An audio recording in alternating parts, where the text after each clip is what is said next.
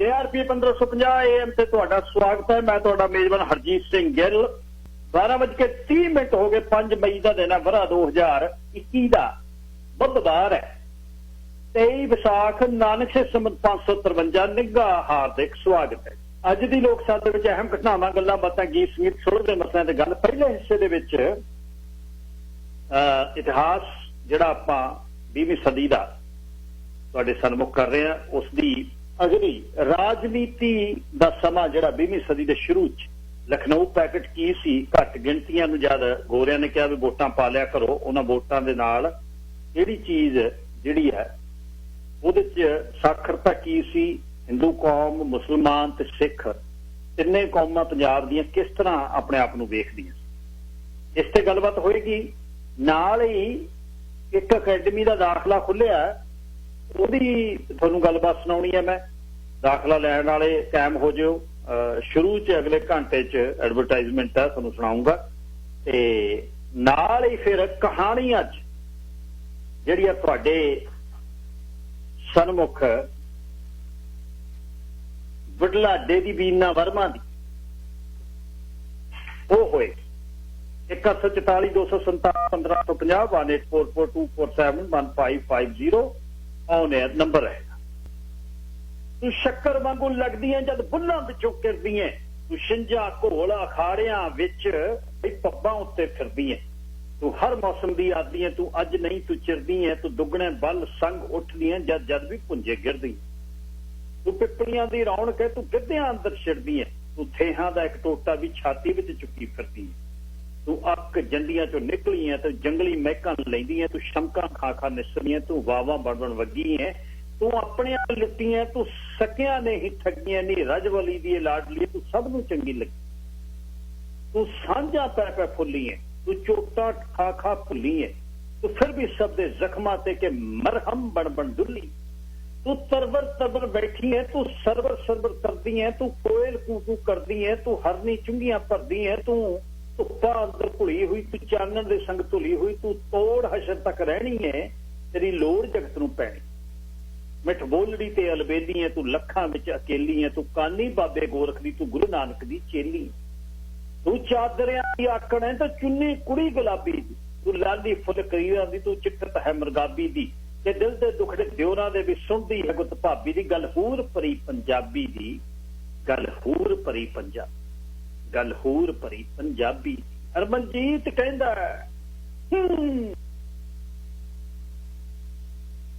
ਸਾਰਿਆਂ ਦਾ ਧੰਨਵਾਦ।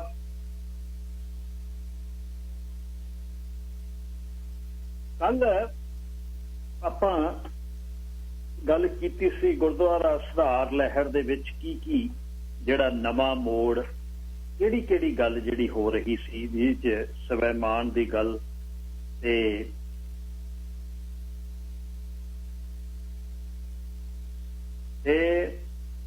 ਕਿਵੇਂ ਜਿਹੜੀ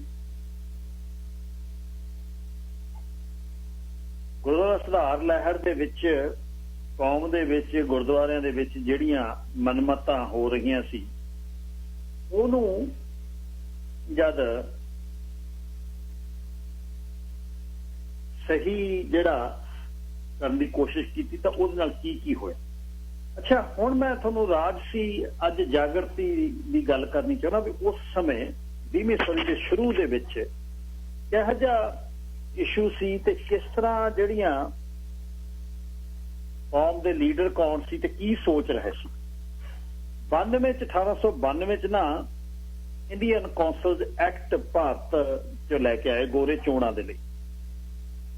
ਅੱਛਾ, ਮੁਸਲਿਮ ਭਾਈਚਾਰਾ ਘੱਟ ਗਿਣਤੀ ਸੀ, ਉਹਨਾਂ ਨੇ ਉਸੇ ਸਮੇਂ ਇਸ ਰਾਖਵੇਂ ਕਰਨ ਦੀ ਗੱਲ ਤੋੜ ਲਈ। ਜਦ ਰਾਖਵੇਂ ਕਰਦੀ ਉਹ ਕਹਿੰਦੇ ਅਸੀਂ ਤਾਂ ਕਿਤੇ ਵੀ ਭਾਰਤ 'ਚ ਬਹੁ ਗਿਣਤੀ 'ਚ ਨਹੀਂ, ਅਸੀਂ ਤਾਂ ਖਿੰਡੇ ਬੈਠੇ ਹਾਂ, ਸਾਨੂੰ ਰਾਖਵਾਂ ਕਰਨ ਦਿਓ, ਜਿੱਥੇ ਸਾਡੀ ਗਿਣਤੀ ਆ ਉੱਥੇ ਦੀਆਂ ਸਾਨੂੰ ਸੀਟਾਂ ਦਿਓ। ਨਹੀਂ ਤਾਂ ਹੁਣ ਇਹ ਕੌਮਾਂ ਦਾ ਆਪਣੀ ਇੱਕ ਸੇਧ ਹੈ, ਆਪਣਾ ਇੱਕ ਦਿਮਾਗ ਆ। ਕੌਮ ਦੇ ਲੀਡਰ ਜਿਹੜੇ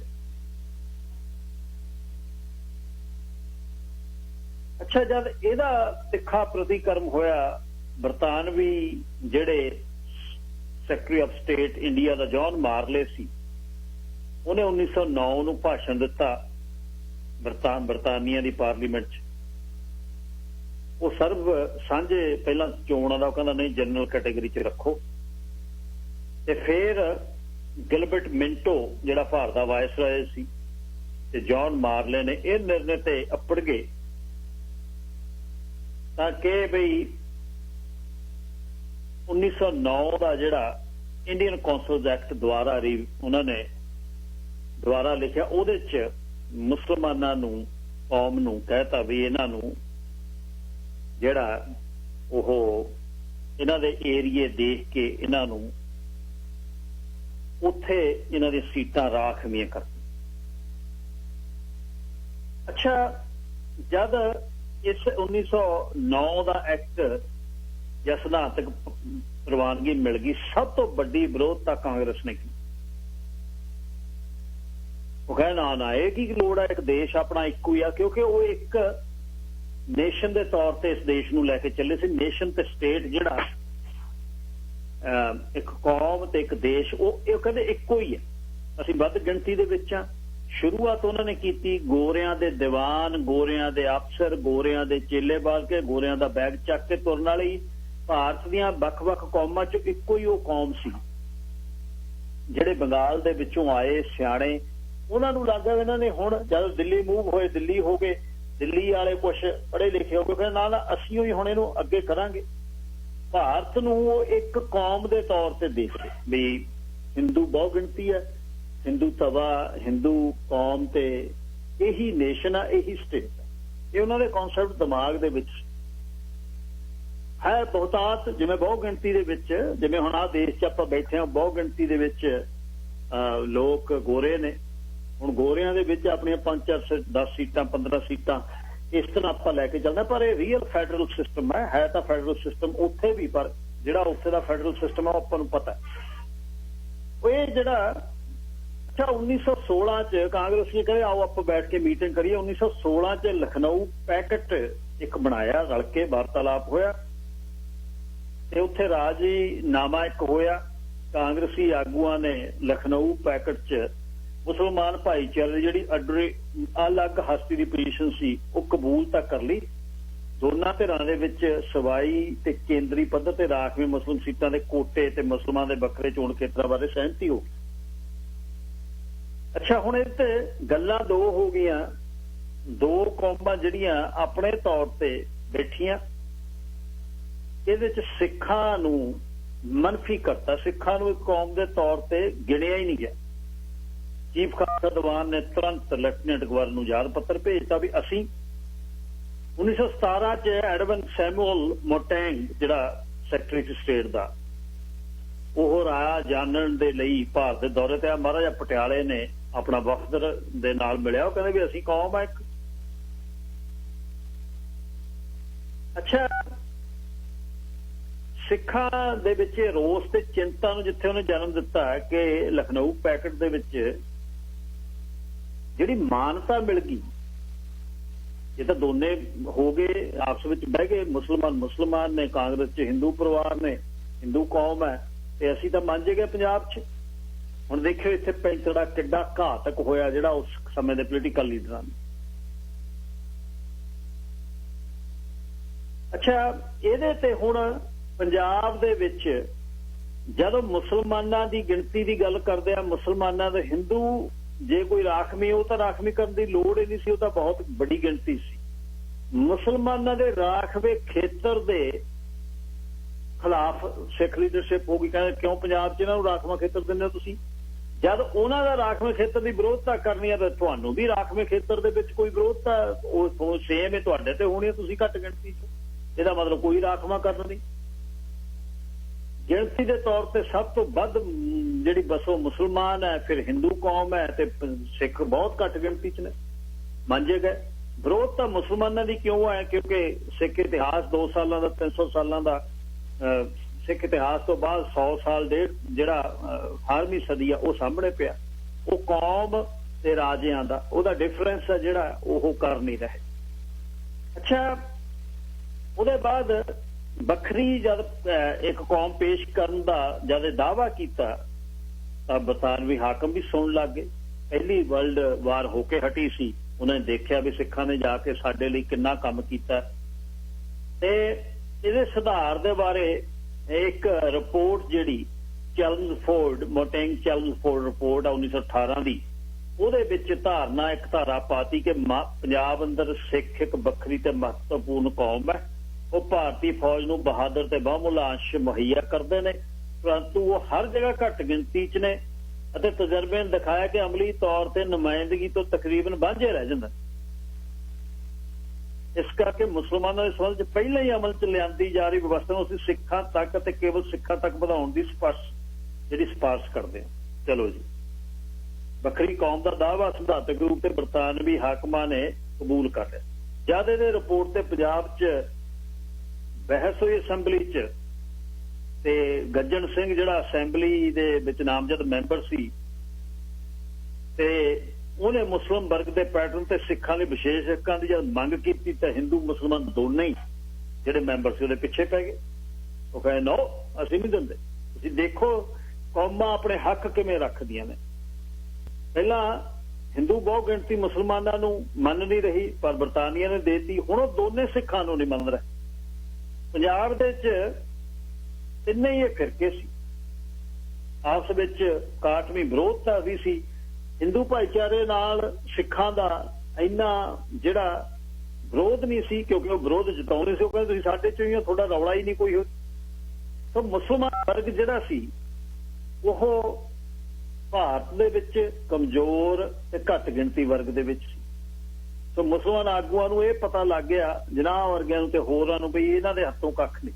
ਮੁਹੰਮਦ ਅਲੀ ਜਿਨਾਹ ਨੇ ਨਹਿਰੂ ਰਿਪੋਰਟ ਜਿਹੜੀ 1928 ਚ ਆਈ, ਉਹਦੇ ਚ ਆਗੂਆਂ ਦੇ ਮਨ ਪੜ੍ਹ ਲਏ। ਬਾਅਦ ਚ ਉਹਨੇ 29 ਚ ਦਿੱਲੀ ਚ ਸਰਬ ਪਾਰਟੀ ਮੁਸਲਿਮ ਲੀਗ ਦੀ ਸਰਬ ਪਾਰਟੀ ਮੁਸਲਿਮ ਕਾਨਫਰੰਸ ਬੁਲਾ ਕੇ 14 ਮੰਗਾਂ ਦਾ ਚਾਰਟਰ ਸ਼ੁਰੂ ਕਰਤਾ। ਇਹ 30 ਦੀ ਗੱਲ ਹੈ, ਵੋਟਾਂ ਦੀ ਤਾਂ ਗੱਲ ਪਹਿਲਾਂ ਹੋ ਗਈ। ਉਹ ਕਹਿੰਦਾ ਵੀ ਲੱਗਦਾ ਸੀ ਵੀ ਦੇਸ਼ ਆਜ਼ਾਦੀ ਵੱਲ ਨੂੰ ਚੱਲਿਆ। ਉਹਨੇ ਆਪਣੇ ਚਾਰਟਰ ਸੈੱਟ ਕਰਤੇ ਤੇ ਉਹਨਾਂ ਨੇ ਇਹ ਗੱਲ ਠੋਕ ਵਜਾ ਕੇ ਭਾਰਤ ਦੇ ਮੁਸਲਮਾਨਾਂ ਵੱਲ ਨੂੰ ਜਿਹੜੀ ਠੋਕ ਵਜਾ ਕੇ ਗੱਲ ਹਿੰਦੂ ਆਗੂਆਂ ਨੇ ਕਹਿਤੀ ਵੀ ਸੱਭਿਆਚਾਰ ਸ਼ਕਤੀ ਵਜੋਂ ਇਸਲਾਮ ਦੀ ਜਿੰਦ-ਜਾਨ ਜ਼ਿਆਦਾ ਹੱਦ ਤੱਕ ਇਸ ਦੀ ਵਸੋਂ ਤੇ ਇੱਕ ਨਿਸ਼ਚਿਤ ਇਲਾਕੇ ਅੰਦਰ ਜਮ੍ਹਾਂ ਹੋਣ ਤੇ ਨਿਰਭਰ ਕਰਦੀ ਹੈ। ਅੱਛਾ, ਉਧਰ ਉਹਨਾਂ ਨੇ ਆਪਣੇ ਤੌਰ ਤੇ ਮੁਸਲਿਮ ਆਗੂਆਂ ਨੇ ਦੀ ਜਿਹੜੀ ਸਮੁੱਚੀ ਜੱਦੋ-ਜਹਿਦ ਸੀ ਉਹ ਦੋ ਨੁਕਤਿਆਂ ਸੀ। ਇੱਕ ਜਗ੍ਹਾ ਜਿੱਥੇ ਉਹ ਘੱਟ ਗਿਣਤੀ ਸੀ, ਉੱਥੇ ਘੱਟ ਗਿਣਤੀ ਵਰਗ ਵੱਲੋਂ ਵਿਸ਼ੇਸ਼ ਹੱਕਾਂ ਦੀ ਰਾਖੀ ਲਈ ਸੰਵਿਧਾਨਕ ਉਪਾਅ। ਦੂਜਾ, ਜਿੱਥੇ ਭਾਰੀ ਵਸੋਂ 'ਚ ਉਹ ਰਾਜਾਂ 'ਚ ਬੈਠੇ ਨੇ, ਉੱਥੇ ਹਿੱਤਾਂ ਦੀ ਸੁਰੱਖਿਆ ਲਈ ਕੇਂਦਰ ਦੀਆਂ ਤਣੀਆਂ ਨੂੰ ਵੱਧ ਤੋਂ ਵੱਧ ਢਿੱਲਾ ਛੱਡਣ। ਹੁਣ ਪੰਜਾਬ ਦੇ ਵਿੱਚ ਤਿੰਨਾਂ ਫਿਰਕਿਆਂ ਦਾ ਰੌਲਾ ਸੀ। ਬਾਹਰ ਤੱਕ ਘੱਟ ਸੀ। 1921 ਦੀ ਜਿਹੜੀ ਮਰਦਮਸ਼ੁਮਾਰੀ ਹੈ ਉਹਦੇ 'ਚ ਸਿੱਖ 12%, ਹਿੰਦੂ 35%, ਮੁਸਲਮਾਨ 50%। ਪੰਜਾਬ ਵੱਡਾ ਬਹੁਤ ਸੀ, ਤੁਹਾਨੂੰ ਪਤਾ ਹੈ। ਅੱਛਾ, ਗਾਹਾਂ ਪੇਸ਼ੇ ਦੀ ਲਾ ਲਓ ਗੱਲ। ਵਸੋਂ ਦੇ ਲਿਹਾਜ਼ 'ਚ ਮੁਸਲਮਾਨ ਵੱਧ ਸੀ, ਪਰੰਤੂ ਜਿਹੜਾ ਆਰਥਿਕ ਤੇ ਵਿਦਿਅਕ ਪੱਖ 'ਚੋਂ ਪਛੜੇ ਹੋਏ ਸੀ। ਉਦਯੋਗ ਵਰਗ, ਵਣਜ, ਬੈਂਕਾਂ, ਸ਼ਾਹੂਕਾਰੇ 'ਚ ਉਹ ਗੈਰ ਮੁਸਲਮਾਨ ਸੀ, ਚਾਹੇ ਥੋੜ੍ਹੇ ਸਿੱਖ ਸੀ ਚਾਹੇ ਹਿੰਦੂ ਸੀ। ਲਾਹੌਰ ਦੇ ਵਿੱਚ ਉਸ ਸਮੇਂ 186 ਗੈਰ ਰਜਿਸਟਰਡ ਫੈਕਟਰੀਆਂ 'ਚੋਂ ਸਿਰਫ 70 ਦੇ ਜਿਹੜੇ ਮਾਲਕ ਮੁਸਲਮਾਨ ਸੀ। ਇਹ ਜਿਹੜਾ ਮਤਲਬ ਜਦ ਕੋਈ ਚੀਜ਼ਾਂ ਸੈੱਟ ਹੁੰਦੀਆਂ ਨੇ, ਪਰ ਉਹ ਚੀਜ਼ਾਂ ਸੈੱਟ ਹੋਣ ਤੇ ਆਗੂ ਕਿਹੜੇ ਨੇ ਉਹਨਾਂ ਤੇ ਗੱਲ ਬਹੁਤ ਨਿਰਭਰ ਕਰਦੀ। ਤੇ ਅੱਛਾ, ਗਾਹ ਪੈਸੇ ਧੇਲੇ ਦੀ ਗੱਲ ਲਾ ਲਓ।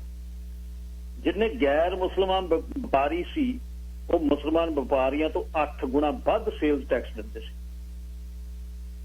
ਵਪਾਰ ਤੇ ਵਣਜ 'ਚ 3/4 ਹਿੱਸਾ ਗੈਰ ਮੁਸਲਮਾਨਾਂ ਦੇ ਕੰਟਰੋਲ ਹੇਠ ਸੀ। ਤੇ ਪੰਜਾਬ ਦੇ ਮਾਲੀਏ ਦਾ 40% ਜਿਹੜਾ ਹਿੱਸਾ ਸੀ ਉਹ ਸਿਰਫ ਸਿੱਖ ਜ਼ਿਮੀਂਦਾਰ ਦਿੰਦੇ ਸੀ। ਸੋ ਇਹਦੇ ਵਿੱਚ ਹੁਣ ਜੇ ਗਿਣਤੀ ਦੇ ਹਿਸਾਬ ਨਾਲ ਕੌਮ 12% ਸੀ, ਪਰ ਪੈਸਾ ਧੇਲਾ ਦੇਣ ਲਈ 40-50% ਸੀ, ਕਿਉਂਕਿ ਜਿਹੜੀ ਆ ਖੇਤੀ ਉਹਨਾਂ ਦੇ ਕੋਲ ਸੀ। ਇਹਦੇ ਕਰਕੇ ਇਸ ਜ਼ੋਰ ਤੇ ਕਰਕੇ ਲਖਨਊ ਪੈਕਟ ਦੇ ਵਿੱਚ ਕਮਿਊਨਲ ਅਵਾਰਡ ਜਿਹੜਾ 1932 ਦਾ ਫਿਰ ਹੁੰਦਾ ਹੈ, ਉਹ 'ਚ ਪੰਜਾਬ 'ਚ ਮੁਸਲਮਾਨਾਂ ਦੀ 51% ਦੀ ਸੀਟਾਂ ਰਾਖਵੀਆਂ ਹੋ। ਅੱਛਾ, ਮੁਸਲਮਾਨ ਭਾਈਚਾਰਾ ਕੁੱਲ ਹਿੰਦ ਪੱਧਰ ਤੇ ਉਹ ਹਿੰਦੂ ਬਹੁਤ ਗਿਣਤੀ ਦਾ ਗਲਬਾ ਕਬੂਲ ਨਹੀਂ ਸੀ ਕਰਦਾ। ਉਵੇਂ ਸਿੱਖ ਭਾਈਚਾਰਾ ਪੰਜਾਬ 'ਚ ਮੁਸਲਮਾਨਾਂ ਦਾ ਜਿਹੜਾ ਜੂੜਾ ਗਲ 'ਚ ਪਾਉਣਾ, ਉਹਨਾਂ ਦੇ ਸਾਹਮਣੇ ਜਦੇ ਹੀ 18ਵੀਂ ਸਦੀ ਆ ਜਾਂਦੀ ਸੀ। ਤੇ ਕਿਉਂਕਿ ਜ਼ੁਲਮ ਬਹੁਤ ਹੋਇਆ ਸੀ ਮੁਗਲਾਂ ਵੱਲੋਂ, ਤੇ ਪੰਜਾਬ 'ਚ ਫੇਰ ਉਹ ਵੀ ਮੁੜ ਰਾਜ ਭਾਗ ਤੇ ਜੇ ਕਾਬਜ ਹੋ ਗਏ, ਕਹਿੰਦੇ ਸਾਡੀ ਹੋਂਦ ਨੂੰ ਫੇਰ ਖਤਰਾ। ਅੱਛਾ, ਜਿਹੜੀ ਉਸ ਸਮੇਂ ਸਿੱਖ ਲੀਡਰਸ਼ਿਪ ਹੈ ਉਹ ਪੜ੍ਹੇ ਲਿਖੇ ਕਾਸ਼ਤਕਾਰ ਵਰਗ ਤੋਂ ਸੀ, ਉਹ ਜ਼ਿਆਦਾਤਰ ਮੁਸਲਮ ਵਿਰੋਧੀ ਉਹਨਾਂ ਦੇ ਦਿਮਾਗ ਦੇ ਵਿੱਚ ਬਹੁਤ ਸੀ। ਇਹਦੇ ਕਰਕੇ ਹੀ ਪ੍ਰੋਬਲਮ ਇਹ ਹੁੰਦੀ ਸੀ ਕਿ ਉਹ ਰਾਖਵਾ ਕਰਨ ਦੇ ਵਿਰੋਧ 'ਚ ਭੁਗਤਦੇ ਕਿ ਮੁਸਲਮਾਨਾਂ ਨੂੰ ਰਾਖਵਾ ਕਰਨਾ ਦਿਓ, ਸਾਨੂੰ ਵੀ ਨਾ ਦਿਓ ਕਹਿੰਦੇ। ਅੱਛਾ, ਮਰਦੇ ਦੋਨੇ ਪਾਸਿਆਂ ਖਰਬੂਜਾ, ਉਹ ਕਰਦ ਤੇ ਗਿਰਦਾ ਜਾਂ ਸ਼ੁਰਾਬ ਤੇ ਗਿਰਦਾ, ਦੋਨੇ ਪਾਸੇ ਗੱਭੇ ਫਸੇ ਹੋਏ। ਅੱਛਾ, ਮੁਸਲਿਮ ਲੀਗੀ ਜਿਹੜੇ ਆਗੂ ਸੀ, ਮੁਹੰਮਦ ਸ਼ਫੀ ਨੇ ਸਾਈਮਨ ਕਮਿਸ਼ਨ ਦੇ ਮੂਹਰੇ 1930 'ਚ ਕਹਿਤਾ, ਉਹ ਕਹਿੰਦਾ ਇਹ ਤਾਂ ਹਿੰਦੂਆਂ ਦਾ ਹੀ ਫਿਰਕਾ ਨੇ, ਇਹਨਾਂ ਦੇ ਅਲੱਗ ਦੀ ਨਖੇੜੇ ਦੀ ਗੱਲ ਹੀ ਨਹੀਂ ਕੋਈ ਹੈ। ਹੁਣ ਉਹਦਾ ਕੋਈ ਨਾ ਕੋਈ ਕਾਰਨ, ਜਿਹੜੇ ਗੁਰੂ ਸਾਹਿਬਾਨਾਂ ਦਾ ਪਰਿਵਾਰ, ਜਿਹੜਾ ਹਿੰਦੂ ਪਰਿਵਾਰ ਦੇ ਵਿੱਚ ਜਨਮ ਹੋਣ ਤੋਂ ਬਾਅਦ ਵੱਖਰਾ ਪੰਥ ਪਹਿਲੇ ਪਾਤਸ਼ਾਹ ਤੋਂ ਚਲਾਉਣ ਤੋਂ ਬਾਅਦ ਉਹਦੀ ਕੰਪਲੀਸ਼ਨ ਤੱਕ, ਪਰ ਉਹ ਪਾਰਟ, ਕਿਉਂਕਿ ਜਦ ਤੁਸੀਂ ਕਿਸੇ ਨੂੰ ਕਹੀ ਜਾਣਾ ਤੁਸੀਂ ਸਾਡੇ ਚੋਂ ਕਿਵੇਂ ਤੁਸੀਂ ਕੰਟਰੋਲ ਕਰ ਲਓਗੇ, ਨਹੀਂ ਜਦੋਂ ਉਹ ਅਲੱਗ ਹੋ ਗਏ, ਖਾਲਸ ਹੋ ਗਏ, ਫੇਰ ਵੀ ਉਹਨੂੰ ਨਹੀਂ ਇਹ ਵਾਰੀਅਰ ਗਰੁੱਪ ਹੈ, ਅਸੀਂ ਤਿਆਰ ਕੀਤੇ ਨੇ, ਡਾਂਗ ਵਾਲੇ ਨੇ, ਸਟਿਲ ਅਸੀਂ ਵੱਡਾ ਪਰਿਵਾਰ ਆ, ਉਹਦਾ ਹਿੱਸਾ ਹੈ। ਨੰਬਰ 2, ਆਪਸ ਵਿੱਚ ਇੰਟਰ ਕਨੈਕਸ਼ਨ ਇੰਨੇ ਨੇ, ਇੰਨੇ ਨੇ ਪੰਜਾਬ ਦੇ ਵਿੱਚ, ਹਿੰਦੂ ਤੇ ਸਿੱਖ ਇੰਨਾ ਕਲੋਜ਼ਲੀ ਰਹਿ ਰਹੇ ਨੇ ਤੇ ਰਹਿੰਦੇ ਨੇ, ਉਹਦੇ ਵਿੱਚ ਅਲੱਗ ਚੀਜ਼ਾਂ ਜਿਹੜੀਆਂ ਦਿਖਦੀਆਂ ਨੇ। ਮੁਸਲਮਾਨਾਂ ਦਾ ਸੱਭਿਆਚਾਰ, ਉਹਨਾਂ ਦਾ ਧਰਮ ਨੂੰ ਮੰਨਣ ਦੀ ਪ੍ਰਣਾਲੀ ਬਹੁਤ ਅਲੱਗ ਹੈ, ਉਹਨਾਂ ਨੂੰ ਅਲੱਗ ਕਰਦੀ ਉਹ ਅਲੱਗ ਹੈ, ਪਰ ਗਿਣਤੀ ਉਹਨਾਂ ਦੀ ਵੱਧ ਹੈ। ਅੱਛਾ, ਇਹ ਮੁਸਲਮਾਨ ਵਰਗ ਹੋ ਗਿਆ। ਹਿੰਦੂ ਵਰਗ ਜਿਹੜਾ, ਅੱਛਾ, ਸਿੱਖਾਂ ਵਾਂਗੂ ਪੰਜਾਬ ਦਾ ਜਿਹੜਾ ਹਿੰਦੂ ਵਰਗ ਸੀ ਉਹ ਵੀ ਮੁਸਲਮਾਨਾਂ ਦਾ ਸੰਵਿਧਾਨਕ ਤੌਰ ਤੇ ਉਹਨਾਂ ਦੀ ਹੈਸੀਅਤ ਜਿਹੜੀ ਭਾਰੀ ਸੀ ਉਹ ਮੰਨਦਾ ਨਹੀਂ ਸੀ। ਅੱਛਾ, ਨਾਲ ਹੀ ਉਹ ਕਹਿੰਦੇ ਵੀ ਜਿਹੜੇ ਸਿੰਘ ਸਭੀਏ ਨੇ, ਤੁਸੀਂ ਆ ਗੁਰਦੁਆਰਾ ਸੁਧਾਰ ਸਧੂਰ ਵਾਲੀ ਕਹਾਣੀ, ਇਹ ਵੀ ਸਹੀ ਨਹੀਂ ਹੈ, ਤੁਸੀਂ ਇਹ ਨਾ ਕੰਮ ਕਰੋ। ਆਨੰਦ ਮੈਰਿਜ ਐਕਟ 1909 ਦਾ ਜਾਂ ਖਾਲਸਾ ਕਾਲਜ ਅੰਮ੍ਰਿਤਸਰ ਦਾ 1892 ਦਾ, ਤੇ ਜਿਹੜੀਆਂ ਗੁਰਮਤ ਵਿਰੋਧੀ ਕੋਈ ਰੌਹ ਰੀਤਾਂ ਚੱਲਦੀਆਂ, ਉਹ ਕਹਿੰਦੇ ਇਹ ਨਾ ਤੁਸੀਂ ਚੱਕੋ ਨਾ, ਤੁਸੀਂ ਇਹ ਨਾ ਬੰਦ ਕਰੋ ਨਾ। ਤੇ ਅੱਛਾ, ਜਿਹੜੇ ਗੁਰਬਖਸ਼ ਸਿੰਘ ਬੇਦੀ ਵਰਗੇ ਗਾਂ ਲੈਣ ਵਾਲੇ ਜਗੀਰਾਂ, ਉਹ ਵੀ ਕਹਿੰਦੇ ਸੀ, ਕਹਿੰਦੇ ਅਸੀਂ ਹਿੰਦੂ ਮਤ ਦਾ ਹੀ ਸ਼ਕਤੀਸ਼ਾਲੀ ਅੰਗ ਆ। ਤੇ ਉਸ ਤੋਂ ਬਾਅਦ ਵੱਡੀ ਕਾਨਫਰੰਸ ਜਿਹੜੀ ਹਿੰਦੂ ਭਾਈਚਾਰੇ ਨੇ ਕੀਤੀ, ਅੰਮ੍ਰਿਤਸਰ ਕੀਤੀ, ਜਿੱਥੇ ਦਰਬਾਰ ਸਾਹਿਬ ਦਾ ਸਰਬਰਾਹ ਰੂੜ ਸਿੰਘ ਉਹ ਵੀ ਆਇਆ। ਉਹਨੇ ਪ੍ਰਧਾਨਗੀ ਭਾਸ਼ਣ 'ਚ ਬਹਿੰਦੇ ਹੀ ਕਹਿਤਾ, ਕਹਿੰਦਾ ਅਸੀਂ ਅਟੁੱਟ ਅੰਗ ਆ ਤੁਹਾਡਾ, ਅਸੀਂ ਤੁਹਾਡੇ ਚੋਂ ਆ, ਕਿਉਂਕਿ ਉਹ ਗਵਰਨਮੈਂਟ ਦਾ ਅਪੁਆਇੰਟ ਕੀਤਾ ਬੰਦਾ ਸੀ। ਗਵਰਨਮੈਂਟ ਦੇ ਵਿੱਚ ਜਿਹੜੇ ਮੇਨ ਬੰਦੇ ਸੀ, ਤੁਹਾਨੂੰ ਦੱਸਿਆ ਵੀ ਉਹ ਹਿੰਦੂ ਭਾਈਚਾਰੇ 'ਚੋਂ ਸੀ। ਜਿਹੜਾ ਹੁਣ ਵੀ ਲਾਣਾ ਤੁਰਿਆ ਫਿਰਦਾ ਉੱਥੇ, ਮਤਲਬ ਜਿਹੜੇ ਉਹਨਾਂ ਨੂੰ ਨਹੀਂ ਕੋਈ ਮਤਲਬ, ਉਹ ਕਹਿੰਦੇ ਸਿੱਖ ਨਹੀਂ, ਪਹਿਲਾਂ ਅਸੀਂ ਧਰਮ ਦੀ ਗੱਲ ਬਾਅਦ 'ਚ, ਪਹਿਲਾਂ ਦੇਸ਼ ਦੀ ਗੱਲ ਹੈ, ਸਿਆਸਤ ਦੀ ਗੱਲ ਹੈ। 17 ਦੇ ਵਿੱਚ ਪੰਜਾਬ ਦੀ ਕਾਂਗਰਸ ਕਮੇਟੀ, ਜਿਸ ਤੇ ਆਰੀਆ ਸਮਾਜੀ ਜ਼ਿਆਦਾ ਭਾਰੀ ਸੀ, ਤੇ ਉਹਨਾਂ ਨੇ ਵਿਰੋਧ ਕਰਤਾ। ਲਾਲਾ ਲਾਜਪਤ ਰਾਏ ਉਹ ਕਹਿੰਦਾ ਵੱਡੇ ਭਾਈਚਾਰੇ ਦੇ ਟੁੱਟ ਅੰਗੋ ਤੁਸੀਂ, ਪੰਜਾਬੀ ਨਾਂ ਦਾ ਆਰੀਆ ਸਮਾਜੀ ਪਰਚਾ ਕੱਢਦਾ ਸੀ 1917 ਚ। ਉਹਨੇ ਜਿਹੜਾ ਚੀਫ ਖਾਲਸਾ ਦੀਵਾਨ ਨੇ ਮੰਗ ਪੱਤਰ ਜਿਹਾ ਦਿੱਤਾ ਲਖਨਊ ਪੈਕਟ ਦੇ ਵਿੱਚ, ਉਹ ਚ ਕਹਿੰਦੇ ਯਾਦ ਪੱਤਰ ਜਿਹੜਾ ਸਭ ਤੋਂ ਨਿਰਾਸ਼ਾਜਨਕ ਗੱਲ ਹੈ ਕਿ ਫਿਰਕੂ ਦਾਅਵਿਆਂ ਦਾ ਦੁਹਰਾਇਆ ਜਾ, ਸ਼ਰਾਰਤ ਹੈ ਇਹਦੇ ਚ, ਕੱਖ ਨਹੀਂ ਇਹਦਾ ਸਿਮਰਨਾ। ਅਸੀਂ ਹਮੇਸ਼ਾ ਹੀ ਸਿੱਖ ਭਾਈਚਾਰੇ ਨੂੰ ਵਿਸ਼ਾਲ ਹਿੰਦੂ ਪਰਿਵਾਰ ਦਾ ਨਿਖੜਵਾਂ ਅੰਗ ਸਮਝਦੇ ਹਾਂ, ਲਾਲਾ ਲਾਜਪਤ ਰਾਏ ਕਹਿੰਦਾ। ਰਵੀਊਨ ਨੇ ਵੀ ਇਹ ਕਿਹਾ।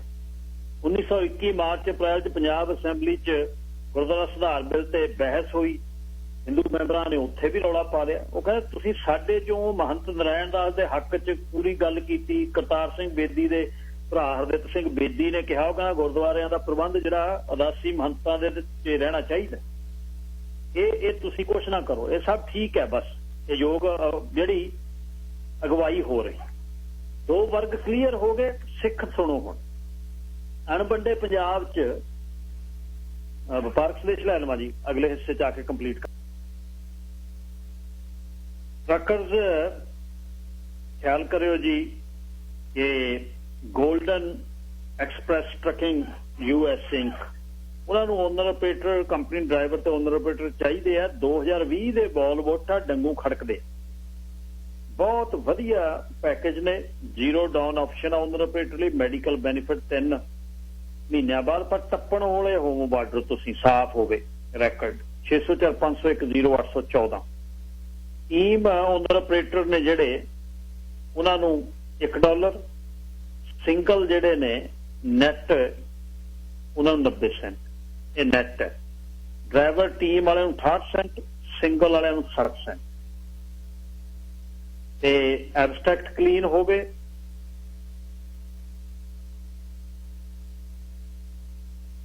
ਤੇ ਤੁਸੀਂ ਬਾਰਡਰ ਟੱਪਦੇ ਹੋਵੋ, ਜਿਹੜਾ ਮੈਡੀਕਲ ਹੈ ਉਹ ਤੁਹਾਡਾ ਹੋਣਾ, ਮੈਡੀਕਲ 'ਚ ਪਾਸ ਹੁੰਦੇ ਹੋਵੋ ਤੇ ਵਧੀਆ ਪੈਸੇ ਬਣਾ ਸਕਦੇ ਹੋ। ਵਧੀਆ ਕੰਪਨੀ ਹੈ, ਰਿਪਿਊਟਡ ਕੰਪਨੀ ਹੈ, ਤੁਹਾਨੂੰ ਪਤਾ ਹੈ। Golden express 604 501 0814 golden express trucking USA 604 501 0814 ਤੇ ਤੁਸੀਂ ਫੋਨ ਕਰ ਸਕਦੇ। ਚੱਕਰਾਉਣ ਬਿਲਡਿੰਗ ਸਪਲਾਈ ਵਾਲਿਆਂ ਨੇ ਦੂਸਰੀ ਲੋਕੇਸ਼ਨ ਖੋਲਤੀ ਹੈ ਐਬਸਫੋਰਡ 'ਚ, 15 ਅਪ੍ਰੈਲ ਦੀ ਖੁੱਲੀ ਹੋਈ ਹੈ ਤੇ 1.5 ਮਹੀਨਾ ਹੋ ਗਿਆ। 31/581 ਸਾਊਥ ਫਰੇਜ਼ਰ ਵੇ ਐਬਸਫੋਰਡ, ਗੁਰਦੁਆਰਾ ਸਾਹਿਬ ਬਾਬਾ ਬੰਦਾ ਸਿੰਘ ਬਹਾਦਰ ਦੇ ਬਿਲਕੁਲ ਨਾਲ। ਡਰਾਈਵਾਲ ਇੰਸੂਲੇਸ਼ਨ, ਸਟੀਲ ਸਟੱਡ ਤੇ ਸਟੱਕੋ ਦਾ ਸਮਾਨ। 604 591 2525 ਵਰਕਰ ਵੀ ਚਾਹੀਦੇ ਆ। ਗੁਰਪ੍ਰੀਤ ਸਿੰਘ ਸੰਘਾ ਨਾਲ ਗੱਲਬਾਤ ਕਰ। ਕਰਾਉਣ ਬਿਲਡਿੰਗ ਸਪਲਾਈ। ਅੱਛਾ ਜੀ, ਇੱਥੇ ਹੁਣ ਤੀਜਾ ਵਰਗ ਪੰਜਾਬ ਦਾ, ਉਹਦੀ ਗੱਲ ਕਰ ਲਈਏ, ਸਿੱਖ ਵਰਗ ਦੀ, ਫਿਰ ਆਪਾਂ ਕਹਾਣੀ ਸੁਣਾਉਂਦੇ ਤੁਹਾਨੂੰ। ਅਣਵੰਡੇ ਪੰਜਾਬ 'ਚ ਕੁੱਲ ਸਿੱਖ ਵਸੋਂ 50 ਤੋਂ 55 ਲੱਖ ਸੀ। ਸਮੁੱਚੀ ਵਸੋਂ ਦਾ 12% ਵੀ ਇਦੋਂ ਘੱਟ, ਘਾਟੇ ਵਾਲੀ ਬਹੁਤ ਪੋਜੀਸ਼ਨ ਸੀ। ਦੂਜਾ, ਕੇਂਦਰੀ ਜ਼ਿਲ੍ਹਿਆਂ ਅੰਦਰ ਸਿੱਖ ਵੱਧ ਗਿਣਤੀ ਦੀ, ਪਰੰਤੂ ਸਾਰੇ ਪੰਜਾਬ ਅੰਦਰ ਕਿਤੇ ਨਾ ਕਿਸੇ ਜ਼ਿਲ੍ਹੇ ਅੰਦਰ ਉਹਨਾਂ ਦੀ ਬਹੁਤ ਗਿਣਤੀ ਸੀ। ਕਿਤੇ ਵੀ ਉਹਨਾਂ ਦਾ ਚਾਂਸ ਨਹੀਂ ਸੀ ਲੱਗਣਾ, ਖਿੰਡੇ ਬਹੁਤ ਹੋਏ ਸੀ।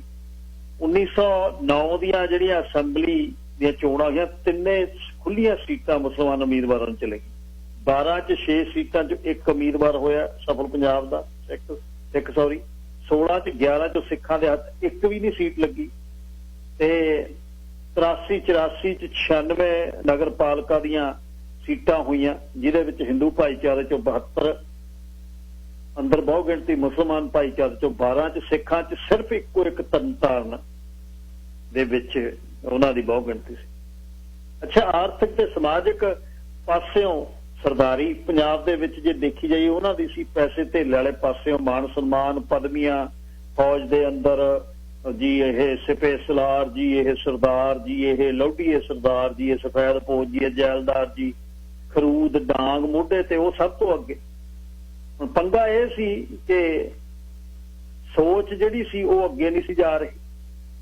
ਇਹਦੇ ਤੇ ਫਿਰ ਹੁਣ ਇਹਦੇ 'ਚ ਪੈਂਤੜਾ ਕੀ ਹੈ, ਲੀਡਰਸ਼ਿਪ ਕੀ ਆ? ਸਰਬ ਸਾਂਝੇ ਚੋਣ ਖੇਤਰਾਂ ਦੀ ਬਜਾਏ ਵੱਖਰੇ ਚੋਣ ਖੇਤਰਾਂ ਦੀ ਮੰਗ ਜਾਂ ਤਾਂ ਕਰਦੇ, ਨਾਲ ਇਹ ਮਜ਼ਬੂਤ ਜਿਹੜਾ ਕੇਂਦਰ ਦਾ ਸੂਬਿਆਂ ਨੂੰ ਵੱਧ ਖੁਦ ਮੁਖਤਿਆਰੀ ਵਾਲਾ ਫੈਡਰਲ ਢਾਂਚੇ ਦੀ ਵਕਾਲਤ ਕਰਦੇ। ਹਕੀਕਤ ਇਹ ਕਿ ਦੋਨਾਂ ਦੇ ਖਿਲਾਫ ਪੁੱਠਾ ਜਿਹੜਾ ਪੈਂਤੜਾ ਲੈ ਲਿਆ। ਚੀਫ ਖਾਲਸਾ ਦੀਵਾਨ ਵੱਲੋਂ 1917 'ਚ ਯਾਦ ਪੱਤਰ ਦੇ ਕੇ ਇਹ ਗੱਲ ਕਹੀ ਕਿ ਅਸੂਲੀ ਤੌਰ ਤੇ ਅਸੀਂ ਫਿਰਕੂ ਨੁਮਾਇੰਦਗੀ ਦੇ ਵੱਖਰੀ ਚੋਣ ਖੇਤਰਾਂ ਦੇ ਹਾਮੀ ਨਹੀਂ, ਪਰ ਜੇ ਮੁਸਲਮਾਨਾਂ ਨੂੰ ਦਿੰਦੇ ਹੋ ਤਾਂ ਸਾਨੂੰ ਵੀ ਦੇ ਦਿਓ। ਦੇਖੋ ਤੁਸੀਂ, ਜਿਹੜੇ ਆਪੇ ਹੀ ਮੰਗ ਰਹੇ, ਆਪੇ ਹੀ ਵਿਰੋਧ ਕਰ ਰਹੇ। ਖੁਦ ਮੁਖਤਿਆਰੀ ਕਿੱਥੇ ਮੰਗਣੀ ਆ ਤੁਸੀਂ ਤਾਂ ਮਤਲਬ ਉਹਦੇ 'ਚ ਕਹਿੰਦੇ ਵੀ ਜੇ ਇਹਨਾਂ ਨੂੰ ਦੇਣੀਆਂ ਤਾਂ ਦੇ। ਉਹ ਕਹਿੰਦਾ ਵੀ ਮੇਰੀ ਇੱਕ ਬਾਹ ਬੰਨੀ ਤੇ ਇਹਦੀਆਂ 2 ਵੱਢ ਜਾਣਗੀਆਂ। ਕਹਿੰਦਾ ਹਾਂ, ਕਹਿੰਦਾ ਮੇਰੀ ਰੱਬਾ ਬਾਹ ਵੱਢਦੇ ਹੋਣੇ, ਗੁਆਂਢੀ ਦੀਆਂ 2 ਜਾਣ। ਇਹਦੇ ਕਰਕੇ 9, 12, 16 ਦੇ ਵਿੱਚ ਨਮੋਸ਼ੀ ਜਿਹੜੀ ਹਾਰ ਹੋਈ। ਤੁਸੀਂ ਇਹ ਦੇਖੋ ਵੀ ਇੱਕ ਕੌਮ ਜਿਹੜੀ ਦੇਸ਼ 'ਚ ਰਾਜ ਕਰਨ ਵਾਲੇ ਦੇਸ਼ ਵੱਲੋਂ ਦੁਨੀਆ 'ਚ ਲੜ ਕੇ 80,000 ਦੇ ਕਰੀਬ जिन्हां दी शहीदियां ने, जिहड़े जंगलां ने खाले शेरियां बघेरियां ने, जिन्हां ने लिबरेट किया यूरोप जाके, ਉਹ ਆਪਣੇ ਲਈ ਕੁਝ ਨਾ ਮੰਗ ਸਕੇ। ਪੈਂਤੜਾ ਕੀ?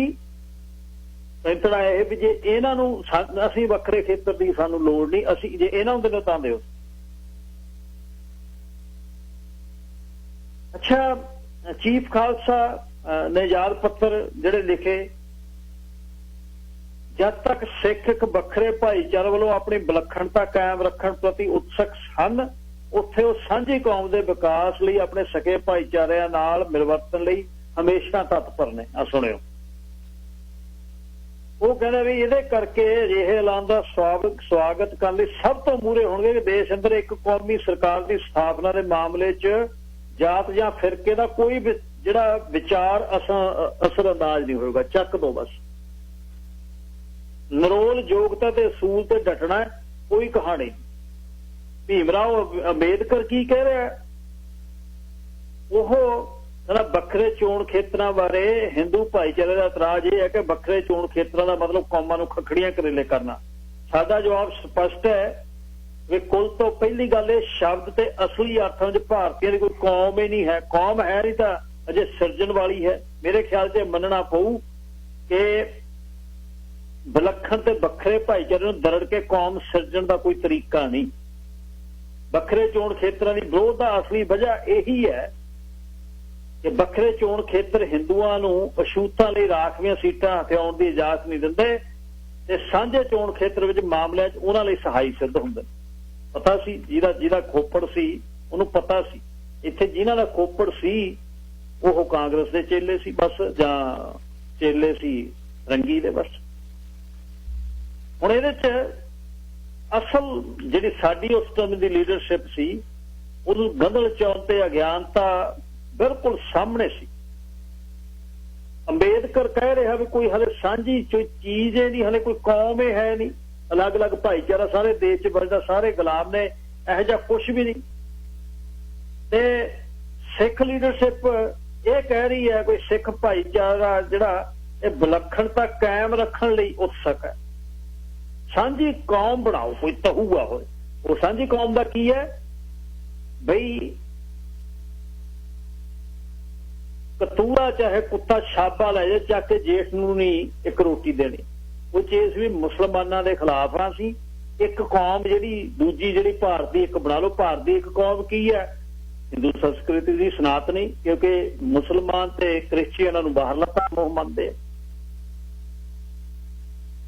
ਇੱਥੋਂ ਅੱਗੇ ਜਿਹੜੀ ਗੱਲ ਤੋਰਾਂਗੇ ਆਜ਼ਾਦੀ ਦੀ ਲੜਾਈ ਦੀ, ਵੀ ਉਹ ਕਿਹਦੇ ਵੱਲੋਂ ਲੜੀ ਗਈ। ਭਾਰਤੀ ਕੌਮਵਾਦ ਆ ਜਿਹੜੀ ਨੇਸ਼ਨ ਸਟੇਟ ਦਾ ਕਨਸੈਪਟ ਹੈ, ਪੈਟਰੀਓਟਿਜ਼ਮ ਹੈ, ਉਹ ਉਸ ਵੱਲ ਨੂੰ ਚੱਲਾਂਗੇ।